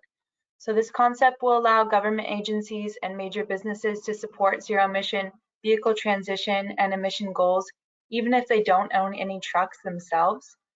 Entities such as grocery stores, manufacturers, retailers, banks, hotels, and others can opt into hiring certified zero emission vehicle fleets when hiring fleets for transportation or delivery needs. So these certified ZEV fleets will be listed on CARB's website, as the fleets will have reported to CARB to earn this label and business advantage. Next slide. So with this optional ZEV fleet certification, CARB will be able to recognize early actors and compliant high priority ZEV fleets. These certified ZEV fleets will need to meet the following. So they'll need to have one ZEV in their fleet. The zero emission vehicles need to make up more than 5% of the total fleet, and the fleet must meet or exceed the ZEV milestone phase-in schedule that was previously laid out. And if these fleets meet these thresholds, they will be able to certify with CARB, and a list of these certified ZEV fleets will be available online starting in 2023. So businesses that are already affected by the high priority fleet requirements discussed earlier will most likely be certified ZEV fleets already, but other fleets not covered can voluntarily purchase ZEVs and become certified ZEV fleets as well. Next slide. So to build this concept, we plan to create a recognition program for businesses and public agencies who are going above and beyond by hiring the certified ZEV fleets. CARB will provide a criteria that must be met to identify an entity as a ZEV partner. And being a ZEV partner would include hiring the certified ZEV fleets based on this proposed schedule. So we'll begin with last mile delivery and private shuttle services in 2025. Then waste hauling and regional delivery will start in 2027. And then finally, all other delivery and passenger services will be included in 2030. This program will drive a demand for zero emission fleets, since a company, whether they own trucks or not, can choose to hire certified ZEV fleets to be labeled and recognized as a ZEV partner. So one thing we'll need to determine is if this sufficiently facilitates the inclusion of transportation services into an entity's sustainability goals into the future. Next slide. So this graphic attempts to explain further how this might work. So starting from the left of your screen, the company who decided to become a ZEV partner would hire CARB certified ZEV fleets for services. This could include vehicle fleets hired for employee shuttle services or for linen delivery services, for instance. The ZEV partner would need to check the CARB certified ZEV fleet database to determine which fleets meet the standard. And then on the right of your screen, these CARB certified ZEV fleets will need to report to CARB their zero emission vehicle fleet percentage and meet the thresholds laid out in the previous slides. So it's a possibility that CARB could also publish a public database so that the ZEV partners could also be known and searched out. So that concludes our current proposal for a voluntary ZEV fleet hiring model. I'm going to finish off the last of our slides and then we'll open up to questions again. I'm going to talk about the alternatives and next steps, and you can go on to the next slide. All right, so the draft environmental analysis, or draft EA, that is being prepared will analyze potentially significant adverse impacts caused by reasonably foreseeable actions that may occur in response to the proposed regulation. This meets requirements of CARB's certified regulatory program authorized under CEQA, and the CEQA environmental checklist is used to identify and evaluate potential indirect impacts.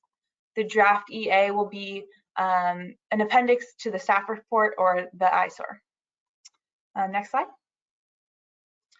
The draft environmental analysis will include, at a minimum, a description of the proposed project, which is the proposed regulation, and the objectives of the proposed project, a description of the reasonably foreseeable actions taken in response to the proposed regulation, a programmatic level analysis of potential adverse impacts caused by reasonably foreseeable actions, the beneficial impacts, the feasible mitigation measures to reduce or avoid significant adverse impacts, and the alternatives analysis.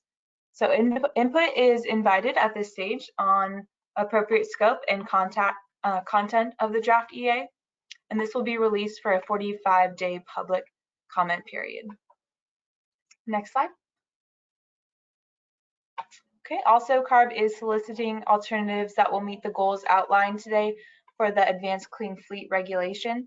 So you can submit these proposals to zevfleet@arb.ca.gov by March 31st. And then to finish things off, our next steps going forward, we're going to continue meeting with fleets and stakeholders, and then we'll continue having workshops and work groups throughout the year. Invitations for these will be shared via the GovDelivery listserv, and we'll have a work group on infrastructure in April, and a cost work group in April or May. And then we will be getting our large entity reporting requirement data in April, And finally, we will be bringing the rule recommendation to the board in December of this year. So that concludes our presentation today, and we're gonna go back to answering questions and comments. So I'll hand it back to Paul or Craig so we can call on some people.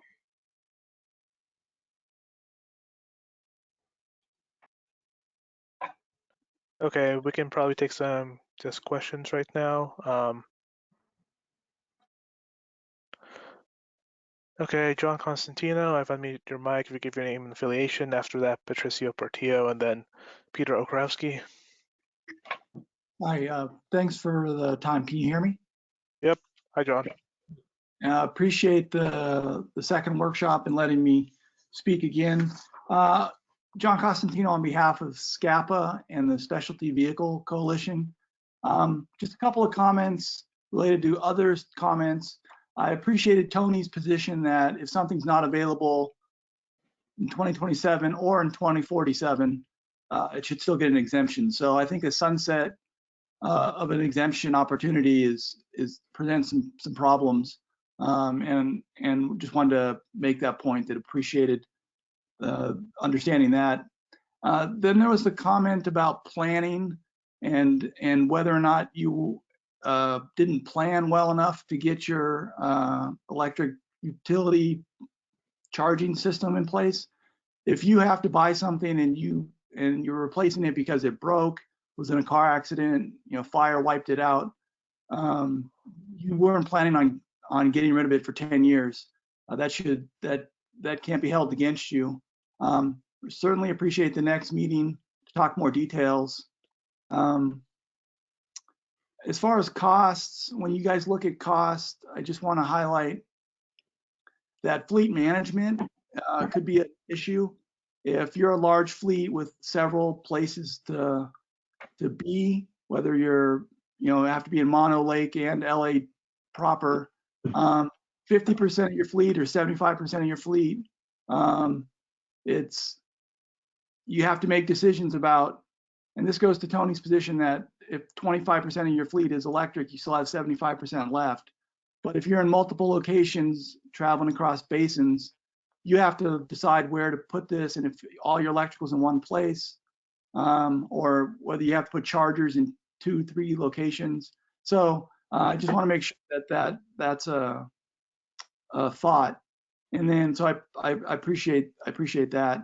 And then the last thing, I just wanted to highlight that the notice of proposal for CEQA is already up and up for comments, and those comments to be officially on the CEQA side of things are due on the 18th, as opposed to something submitted to you guys, which is probably in preparation for the alternatives work, and that's something different. I just wanted to highlight that to the group. So no real questions, but thanks for the opportunity to respond.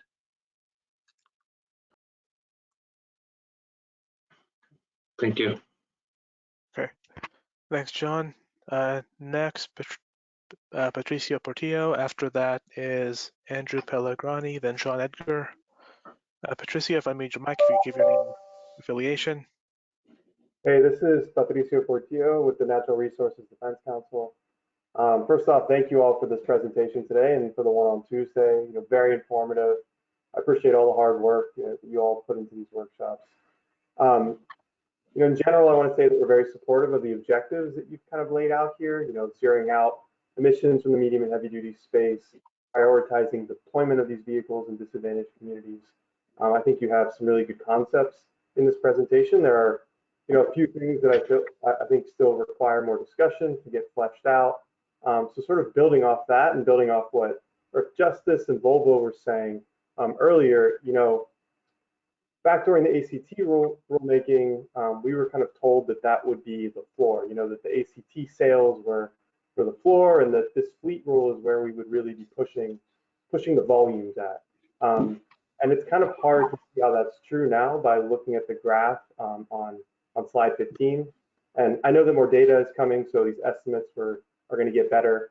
So I agree. I think it was Volvo that said this. It'd be helpful to see sort of charts breaking down by ACT class, year over year what expected clean fleet ZEV sales will be and how much higher that is compared to that ACT floor that we talked about back in June. Two questions. I realize that a large volume of the vehicles aren't currently covered by this rule, and they're coming from the Class 2B segment. But given the governor's EO and the state's climate and clean air objectives, these vehicles, they need to transition to zero emission as well. So, I'd love to hear how CARB is planning to do that. And then my second question, which is similar, the percent covered under ACF for the Class 3 trucks is showing it just, about 14%, I think is what it shows. Can you explain more about why that's the case and how the remainder of that segment is going to be transitioned to zero emission as well? I can take the last portion. Sorry, let me turn my camera on. I can take the last portion of that. So in general, for both the Class 2B and 3 categories, they're mainly dominated by a lot of individuals or one truck owners, so they wouldn't fall into the fleet definitions we've laid out. So that's mainly why there's less representation in those categories. In comparison, the Class 4 through 7 and Class 8 groups have a larger proportion of fleets of more vehicles that we're looking at that we currently have within the scope. So that's the main difference between the two. When we're looking at individuals or one truck owners right now, they're not in the scope right now unless they are a subhauler acting on behalf of the larger controlling party.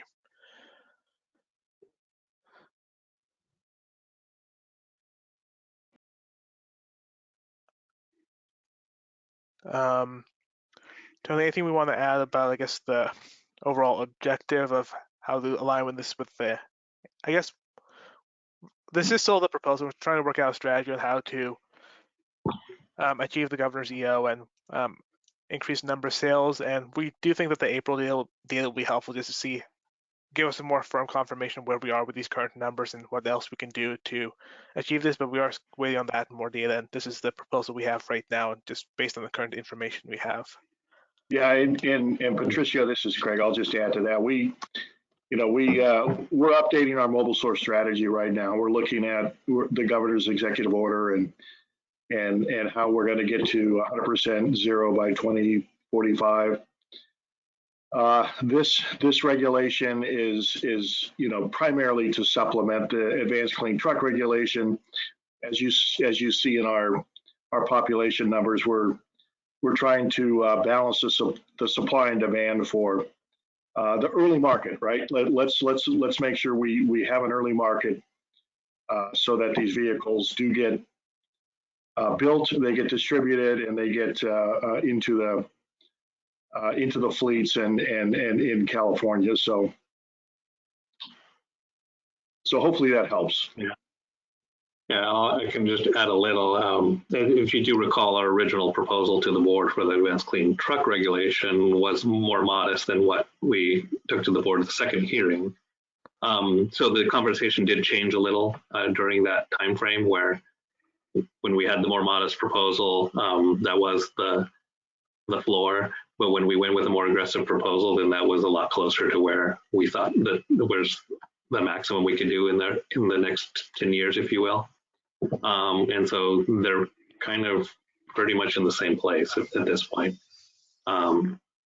So the conversation did evolve a little bit over time.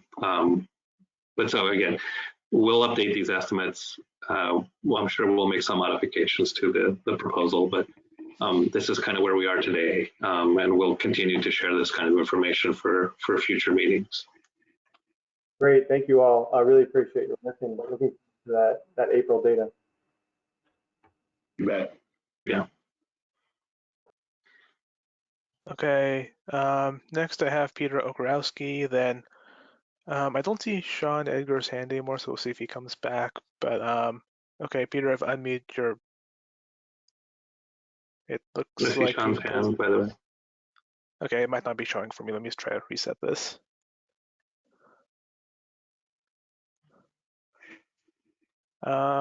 Okay, see Sean's hand now, but not Peter's anymore. So I'll unmute John then. You're unmuted. Can you give your name and affiliation? Oh, I see Peter. Hi, Yeah, so Sean Edgar. you're right after Sean. Sorry. Hi, Sean Edgar calling. Can you hear me? Yep. Hey, Sean. Yes. Great.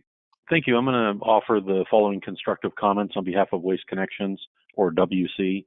Waste Connections has consistently exceeded CARB's truck and bus requirements by working with our local air districts, like in San Luis Obispo, and cities, like in San Jose, to go beyond the rules. We've transformed our solid waste collection and support truck fleet to be among the cleanest in California. Today, we operate over 100 CNG trucks. None of those purchases were mandatory, but were a collaboration between our municipal partners and local air districts to get customer support to make this change. It has taken a full 20 years for CNG and low NOx engines to evolve and infrastructure investments to be made. We're in the middle of a multi-million-dollar CNG station project as we speak, so this investment cannot be stranded as a result of your ACF proposal. Last year, we purchased 2 lighter ZEVs with the goal of figuring out where those can fit into our operations. We have done this on our own time and our own dime. It is very early in this project to share what we are learning, but we believe it will take many years and a staggering additional upfront cost to begin to roll out heavier ZEV collection vehicles across our footprint in California. So please don't take any of the following constructive comments in a negative way, as our culture as a company is to be innovative in keeping our commitment to serve our customers and shareholders with unparalleled performance as we execute environmental protection in the communities that we are privileged to serve. We have 5 key asks going forward to improve the final proposal. First of all, the ACF purchase mandates should not apply in the rural NOx exempt areas of the state, meaning the Central Coast and the North State counties where diesel controls already exist, and the geography is not amenable to ZEV for the infrastructure reasons already discussed and grid reliability. First, we're already running one of the cleanest and largest CNG fleets on the Central Coast. Second, grid reliability and infrastructure is a serious barrier in our service areas in the Central Coast, North Sacramento Valley, and Eastern Sierra. Fleets like ours have already invested in natural gas vehicles, should be given credit toward future ACF purchase requirements and a reasonable useful life for the vehicle and the infrastructure. Third, similar to prior CARB rules, a technology off-ramp must be created that does not force WC to purchase trucks that are not suitable or route ready. Fourth, the ZEV charging system will require over $9 billion according to your staff's estimate. It will take decades, adequate electricity supply, and physical space. The onus is on CARB and its partner agencies to reveal their commitment to delivering the upfront funding over time. And finally, the proposed timeline to achieve 100% ZEV purchases over the next 17 years is way too aggressive an approach, and we ask you to extend that and condition it on condition the extended deadline and reduce percentages on fixing the barriers that we identified in the prior 4 comments. In closing, as a company, we are not anti-electric vehicles, as we're trying them out on our own time and our own dime because we care as a leader in the waste industry. Waste Connections is among the first in this respect. The current ZEVs are not a one-to-one replacement due to battery weight and range, which affects the carrying capacity and routing, so more ZEVs are needed to be purchased to replace the work of one truck today. Over 30 million Californians roll out their waste to the curb each week and require it to be picked up reliably and safely and moved through the network of post-collection facilities for proper recycling or disposal. Virtually all municipal contracts have liquidated damages for missed pickups or bad service, and our ability to do business can be terminated for poor service. At the end of the day, you are our customer, and we do not think you will be satisfied with anything other than the timely service you're used to from Waste Connections. What is being proposed is too aggressive, and we will work with you to get it right. Waste Connections representatives are available for you to follow up as the ACF proposal is refined. Thank you for allowing me to make these comments. Thank you.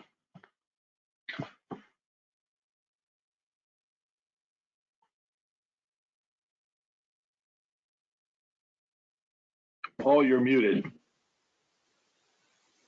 I was muted. Yeah. Okay. So Peter, go ahead. After you is Andrew Pellegrini. Thanks, Paul. Can you hear me now? Yep. Yes. Good.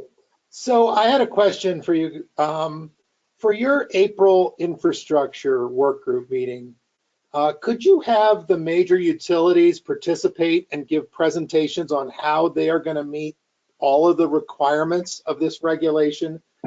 And, you know, for that matter, all of the zero emission regulations that CARB plans to adopt?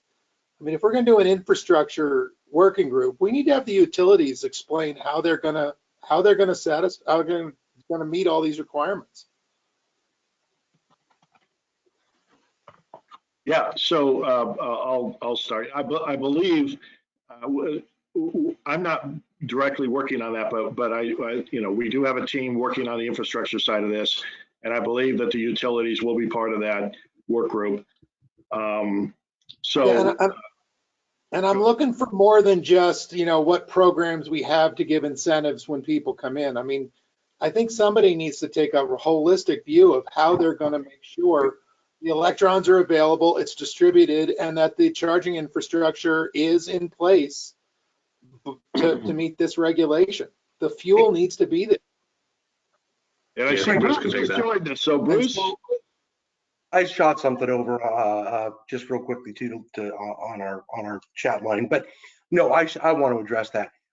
One, we are currently working with management on what the agenda is going to be. We're certainly including the state agencies, as you know, as many of them are, you know, either oversight agencies for the utilities or obviously very, very closely involved with the utilities. Utilities are someone that we have absolutely looked at putting on the agenda. I think they probably will be. I agree. They, you know, they have a very, very large role in what's going on, and many of them are being very proactive. So, you know, you're correct. We want to make sure that they're in the mix, but the main thing, I'm trying to frame this, the biggest thing that we want to be able to portray to everyone is that there is a lot of work going on in the state, not just local agencies, state agencies, but private organizations, private companies, and not just the utilities. So that's really the kind of information that we want to try and convey. There's so much going on right now throughout the state. It's very, very difficult to even keep up with. So we want to bring the players together and help everybody keep up. Okay, so if, you know, maybe we need another work group on just how the utilities plan to make sure that everybody's got what they need so that when they purchase all these vehicles, they'll have the fuel source for it. It's just, oh, I'm sorry, go ahead. I'm sorry. CARB adopt a regulation for a vehicle, and I've been doing this for 25 years, where the fuel's not out there. And, you know, you wouldn't do this for any other fuel, and I just think you have to focus just as much on the fueling source. Usually it's fuel first and then vehicles. And you know, I happen to be fortunate enough, I work for some railroads, so we're big facilities. So, you know, the utilities are working very closely with us when we have any questions with them, but I'm not so sure that's going to happen for everybody on this regulation. So I will say, and I've been working with a number of state agencies, again, with the utilities, with some private organizations. And, you know, certainly we've been looking at the vehicles for a long time, obviously started on the light duty side, but there has a very, very, very strong recognition that yes, infrastructure is critical. And it's not just about, you know, creating more generating capacity or, you know, more hydrogen or whatever the case is. It's also about how to use all that more efficiently. So that, you know, again, you know, you're correct. It's something that needs to be, close attention needs to be paid to it. And I think that's heard all the way through state agencies and, you know, across the board. As far as a work group, you know, regarding what the utilities are going to do, you know, that's really more the purview of either CPUC proceedings or CEC proceedings.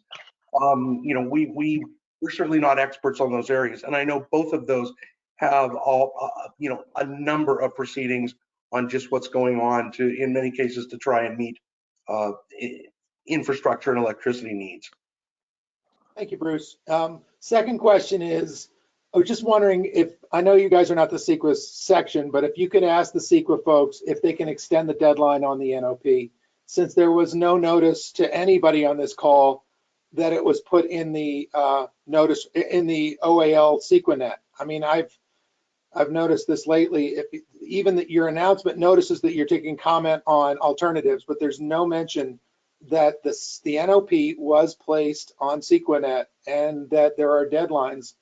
And it sort of also violates the governor's executive orders N5420 and N8020, which require ARB to put all these CEQA notices on their forward-facing website. So it'd be great if we could get an extension on that comment period.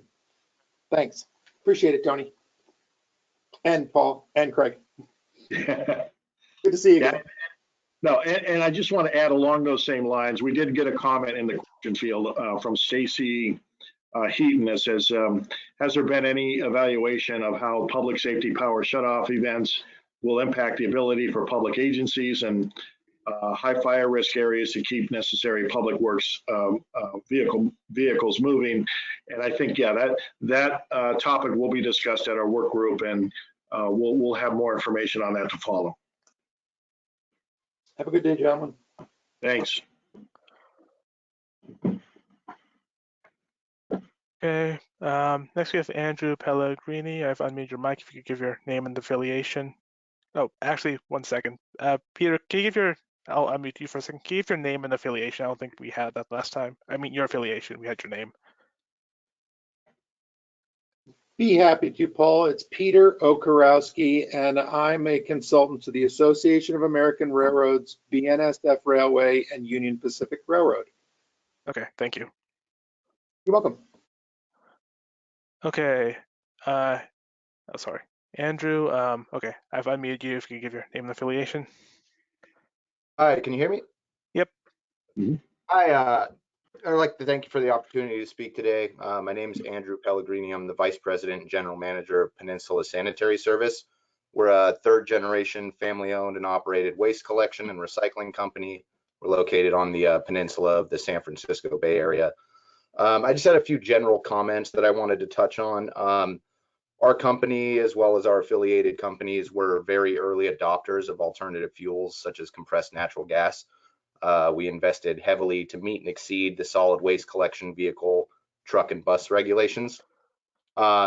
Making this switch early on was a very much a calculated risk. But when we felt the new technologies could be implemented into the field and provide the same level of reliable service to our customers at a competitive cost to traditional diesel collection vehicles, we committed to making that switch without any necessary regulatory mandates.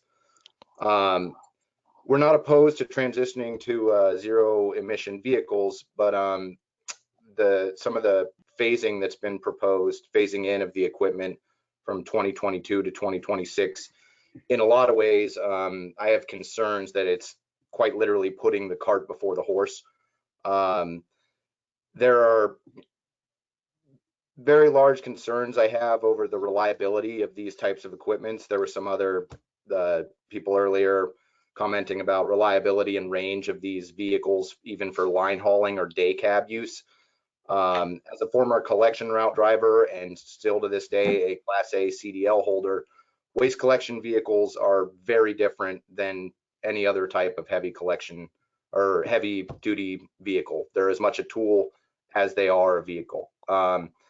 So there's a lot of concerns where, you know, you have these manufacturers, some of them startups, coming in saying that they have the technology, they can manufacture these.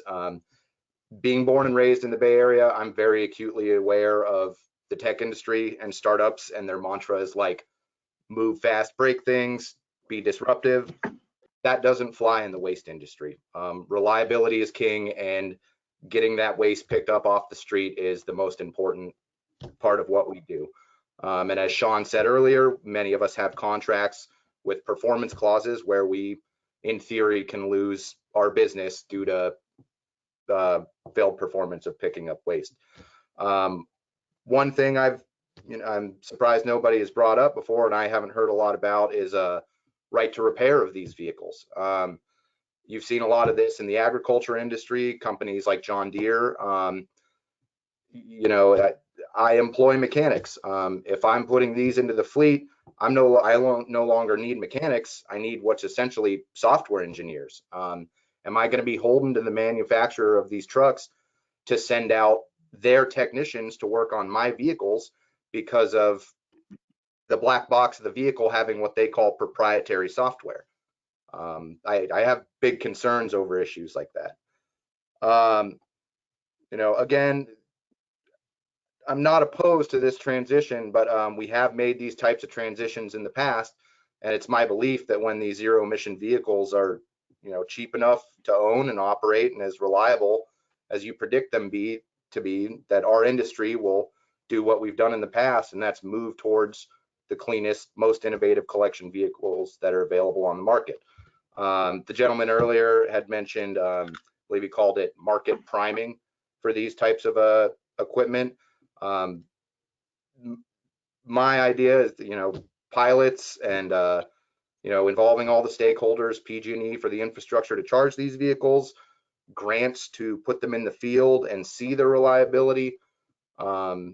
Yeah, that is the biggest concern for myself and a lot of the jurisdictions that we would be operating these vehicles in. But, again, I just want to thank you for your time and putting on this workshop, and just wanted to give some general comments.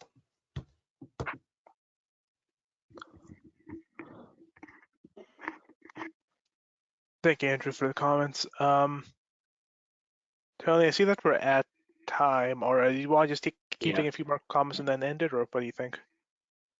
Yeah, no, so yeah, we are over our time. For those who are interested, we covered the last slide too, right? I can't remember if we did or didn't. Okay. But yeah, I mean, so I'm comfortable going up until 5 o'clock for those who are interested. The video of this meeting and the other meetings, we will post them online when we can. So they'll be available for people to review and go back. So it's good that there's a lot of interest in this and a good participation, but we are running out of time. And then we'll have some of these future meetings, some focus on specific topics. And then we'll try to provide you a timeline for the next workshop to go over more updates, and both to the proposal and to the analysis of the potential impacts too. So I think we can continue for, again, for another 20 minutes, and then we'll close the meeting. So next, so just a quick thing, Mike, I see that your hand is raised, but it doesn't have you having a mic listed, so I can't call on you if I wanted to. So if you could get a mic connected or something, I think I'll be able to call on you, but for now I can't do anything. Sorry about that. Okay, so I'll call him Bill Zabel. After that, Kevin McGuy and Ray Pangle. So Bill, I've unmuted your mic. If you could Thank you. Good afternoon, everyone. And Tony, thank you for extending this a little bit more. It says a lot about you as a leader and your team. So thanks for doing that. Bill Zobel with the California Hydrogen Business Council. We are supportive of the rule, moving in this direction. You guys have done a lot of work here. We agree with several of the commenters and things that they put forward for you all to consider. In particular, one of our members, Tim Cecile, brought some comments earlier about wanting the program to be successful and doing everything we can to ensure its success over the long term. And I'll put one thing forward for you, and then I'll get another comment to follow on that. But you know, this isn't the first time we've done this. And for those that have been around as long as I am, which is longer than I care to admit, we tried to transition the fleets down in the ports, the drayage fleets once before, from diesel to compressed natural gas. And the original technology we chose was liquefied natural gas, and the fleets went out and bought a bunch of liquefied natural gas trucks. And what we found was that wasn't actually the preferred technology. About 6 to 8 months down the road, we got into that. The fleets decided, well, look, it's cheaper to go compressed. We can make our own fuel on site. There's a better way to do this. So the reason I point that out is I think there are some things we can learn from that experience. And you guys were right in the middle of that. You know, CARB put together that program, helped fund it and push it forward. So there are probably some things that we can learn there from last time that we may be able to apply in this transition as well and not repeat mistakes of the past. Secondly, with the program as a whole, several folks have commented on infrastructure costs. I know you all are very sensitive to that and we appreciate it. One of the things we might have you consider, if you would, that would probably inform the overall direction of the program and we haven't seen this yet, is a comparison long-term between the technologies, right? The currently available zero emission technologies, which are battery electric and fuel cell electric. How do the cost of those two programs play out over time? How does the public funding of one program, of one particular technology, align with the public funding required for the other program? How much private capital, for example, is being put in on one side versus the other? Data would suggest, I think, up to this point, that the private markets, the private capital markets, are willing to put up a much larger share of the hydrogen fuel cell infrastructure money, where on the charging side, it's much more difficult to participate in that from a private market side. So you might have a better uptake of private capital on the fuel cell side, and it may be worth thinking about that in the context of your rulemaking. So I'll throw that out there for you to think about as well. And really, both those thoughts, both around the drayage market and the experiences in the prior attempt to clean up that fleet, that went as far as, I think, 400 or 500 trucks. I think that's about as far as it got. And then the infrastructure costs are two things that may help inform your decisions going forward. So thank you very much for doing this and for your time. Thank you. Thank you, Bill. Next we have Kevin McGuy. Kevin, I've unmuted your mic if you could give your name and affiliation. You're still muted on your end, it says. So after that, you could unmute yourself. Can you guys hear me now? Yep. Yes. Oh, great. Thank you. Kevin McGuy with SoCal Gas. I'm looking at the exemptions for public fleets, and I think these are good reasons for exemptions, particularly the not having a complete vehicle available and the chassis can't be upfitted to meet the needs.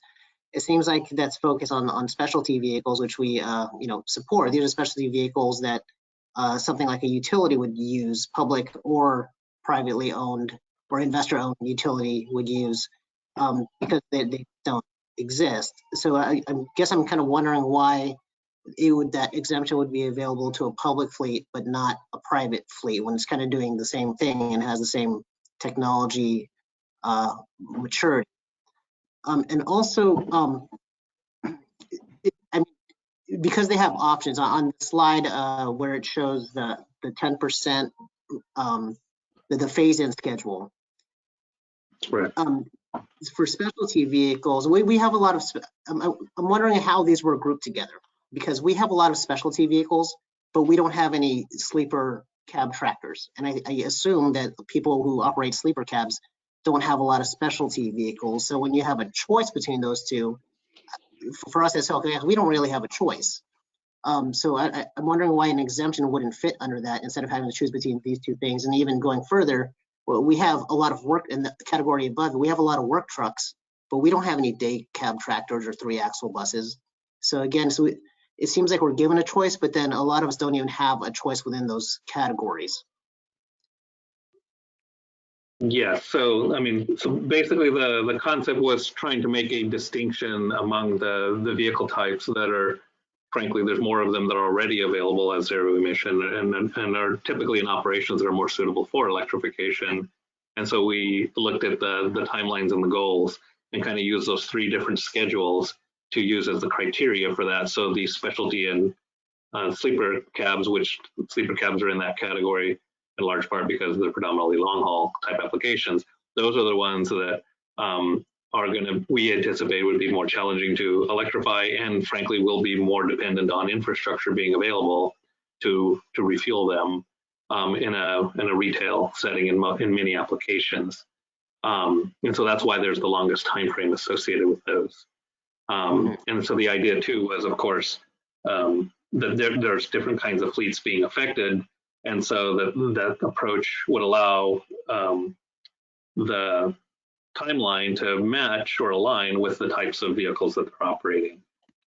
So a fleet with a lot of box trucks, for example, would be on a fairly aggressive schedule, where somebody who's in the category you're referring to, like specialty vehicles, and that's predominantly what they have, they wouldn't even technically have a requirement until the 2030 timeframe.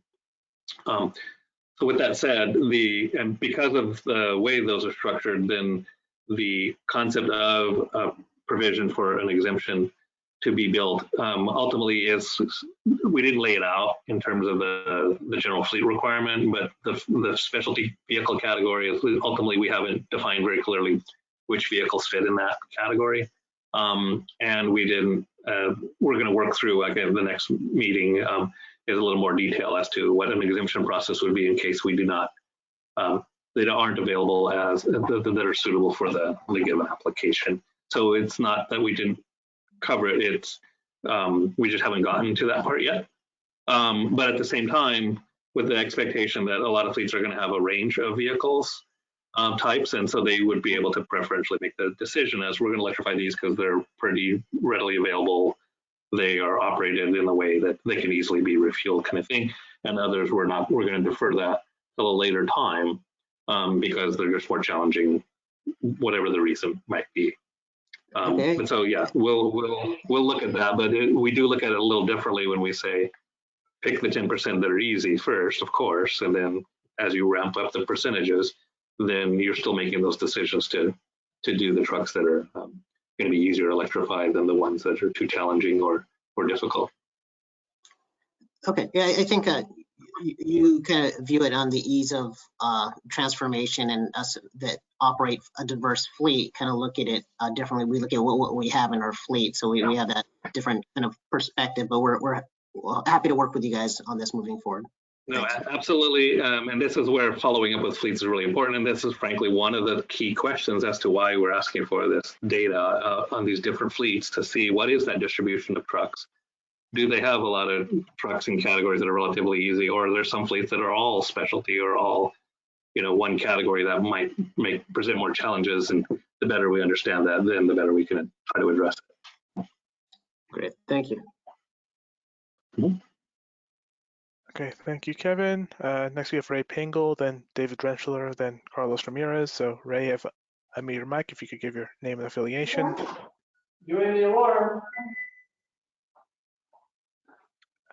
Ray, you're unmuted. If you could give your name and affiliation. Can come back to Ray. Might be better to come back. Okay, so David, I've unmuted your mic. If you could give your name and affiliation. Good afternoon. My name is David Drenschler. I'm the Fleet Division Manager for the City of Fairfield and also the Vice Chairman of the Municipal Equipment Maintenance Association of Northern California, representing fleets all over California on the public side. I had a couple of questions too. So the way municipalities and counties work is we have to budget for vehicles. Matter of fact, today I'm turning my budget in for my capital replacements for next fiscal year, starting after July 1st. At that time, we can start putting together bids, and after the budget is approved, and then we can bid vehicles out, then go to council, get them approved.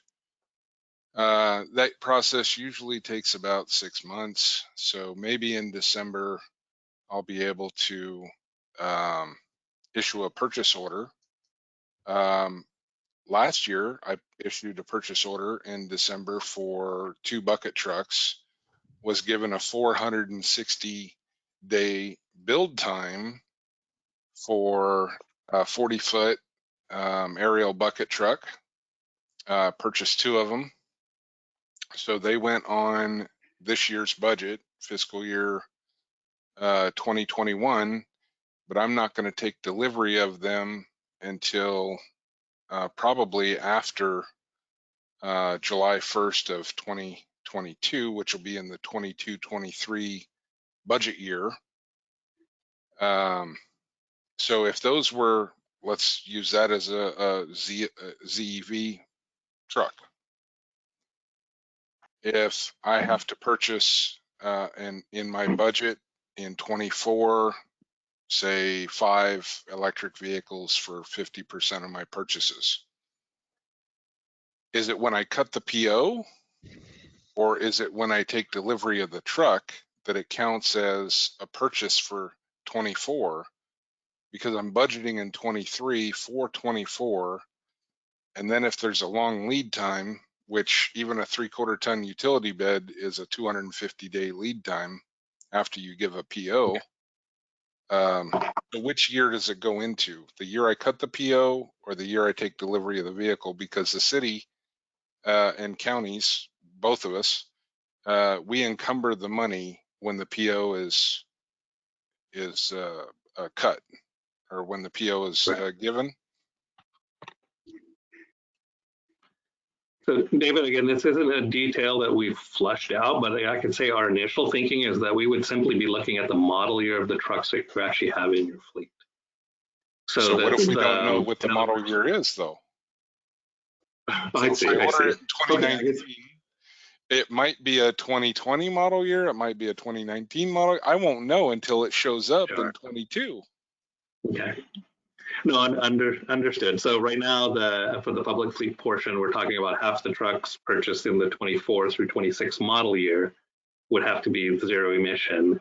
So that would present you, I hear your point, that would present some uncertainty as to whether it's a 23 model year or a 24 model year, for example, in an upcoming purchase. We would also want to include or count any zero emission truck that you purchase between now and before the requirement would even start, and give you credit for that. So I think we'll modify the proposal to an extent to reflect the count of trucks of a certain model year and say, so in other words, if 50% of your 24 to 26 model years were zero emission, let me rephrase that. If you had 10 24 to 26 model year trucks and you needed to be at 50% of purchases being zero emission, that would be 5 zero emission trucks. We would want to count 5 zero emission trucks if you bought them in the next 2 years. We would still want to count them towards that end. So I think we can follow up with you and others potentially to say, does that concept work for you, or do we take more of the purchase order approach in terms of how we structure the language? Maybe we can have another meeting with that group. Yeah, we'll have Okay. We have a public fleet focused discussion. If you guys could set that up like you did last time. We'll do that. And then my second one is, I know Tony and Craig were around back then, but I'm not sure about Paul. A few years ago when we were working on the ICT, someone had made a comment about infrastructure and the utilities. And I remember we were at the CARB board there, and we had 3 of the largest utilities in California had representatives. They all got up and they testified that the grids were good. They had enough electricity for all the electric buses that the ICT was going to require us to buy. And since then, we've had PSPSs, we've had rolling outages, we've had fires. So, you know, you talk about having this work group coming up and having PG&E and SoCal and Edison and so forth there. I get it. It would be great to have them there, but are they going to do the same thing and testify that their grids are good, there's plenty of power, you're not going to have to worry about power being shut off, and then a year later, 2 years later, we have PSPSs or something to that effect? I like having them in the conversation, but I you know, can we trust what they're going to say? Thank you. All right, thank you for your comments. I think for the record, I think I was in the room, but I was passing around mics at that time, so I would have been present. Okay, next we have Carlos Ramirez. Carlos, if I unmute your mic, if you give your name and affiliation. So it still says you're muted on your end, Carlos.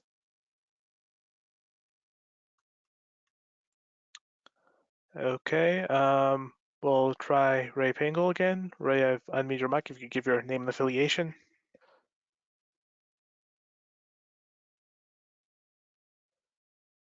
It says you're unmuted, Ray, if you want to. Okay, it seems like he's not here. Guess we'll try maybe a couple more. And so Stacy Heaton, and after that, Nico Bucom. So Stacy, I've unmuted your mic if you could unmute yourself and give your name and affiliation. Hey, can you hear me? Yeah. Oh, you're Great. kind of quiet, but yeah. Okay. If you can hear me any better. Is that better? Much better, yes. Okay, yes. Headphones are for the birds. Okay, so Stacy Heaton with the Rural County Representatives of California. We represent 37 rural counties statewide. And so this is going to impact all of our membership probably. First, I wanted to say we really appreciate you looking at the exemptions for low population counties. That's going to impact and be helpful for a lot of our membership. We would encourage you to include the 3 counties that you mentioned, Butte, Humboldt, and Shasta, particularly since they're going to face similar challenges to the counties surrounding them with infrastructure and obtaining the infrastructure for charging, et cetera. And particularly in Butte, well, they're all high fire counties, but Butte and Shasta in particular.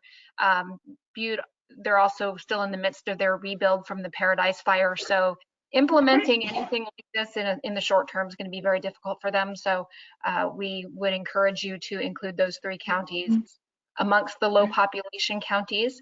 And I appreciate, Craig, you addressing my question earlier about the public safety power shutoff events. That's very important to a number of our member counties and other counties, I'm sure, outside of our membership as well, because that is a constant problem during wildfire season. So I'll end my comments there. Thank you.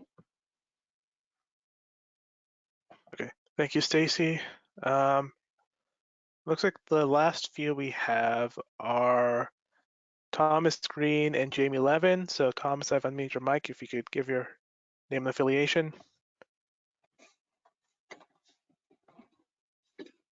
No, I lowered my hand. Go ahead and go on to the next. Okay. Thank you. Then it's just Jamie Levin. And I've unmuted your mic, Jamie, if you could give your name and Paul, affiliation. Jamie Levin with the Center for Transportation and the Environment. You know, given the significant impact of this regulation on private business, private sector, and I realize CARB is not typically or not legally engaged in legislation or can be engaged in legislation. I really think as you develop this regulation, there needs to be a very close look at tax incentives. You know, when you buy a truck, we pay 9 to 10% in sales tax, and we pay 12% in federal excise tax. And I think the state of California really has to look at what's going to help facilitate these unfunded mandates. And I realize there's cap and trade money that helps promote pilots and demonstrations and the like, and thank goodness for that. It's extremely appreciative and very valuable. But I do think there has to be some means of tax incentives and regulations. You see this over in Europe. There's actually a major truck deployment, I'm sure many are aware of, in Switzerland. The reason that works is that there's a significant tax consequence on a per mile basis running conventional carbon-based vehicles, and that if you run zero emission, there can be a real savings associated with that. So I want to emphasize how important this could be. When you add up sales tax and federal excise tax, you're adding almost a quarter of the value of that vehicle in addition in terms of the total cost. And the other thing I wanted to comment on was this incentive, incentivizing the end users, the warehouses and the like. I like the idea, but I think you need to give some value to them so that if whether it be the Amazons or the Walmarts or the Targets or the grocery chains that want to advertise zero emission, that their goods are being transported, it should be based on maybe ton miles, what percentage of what they move is being handled by zero emission, and maybe there's some tax incentives for them in order to transition to zero emission. Thank you. Thank you, Jamie. Okay.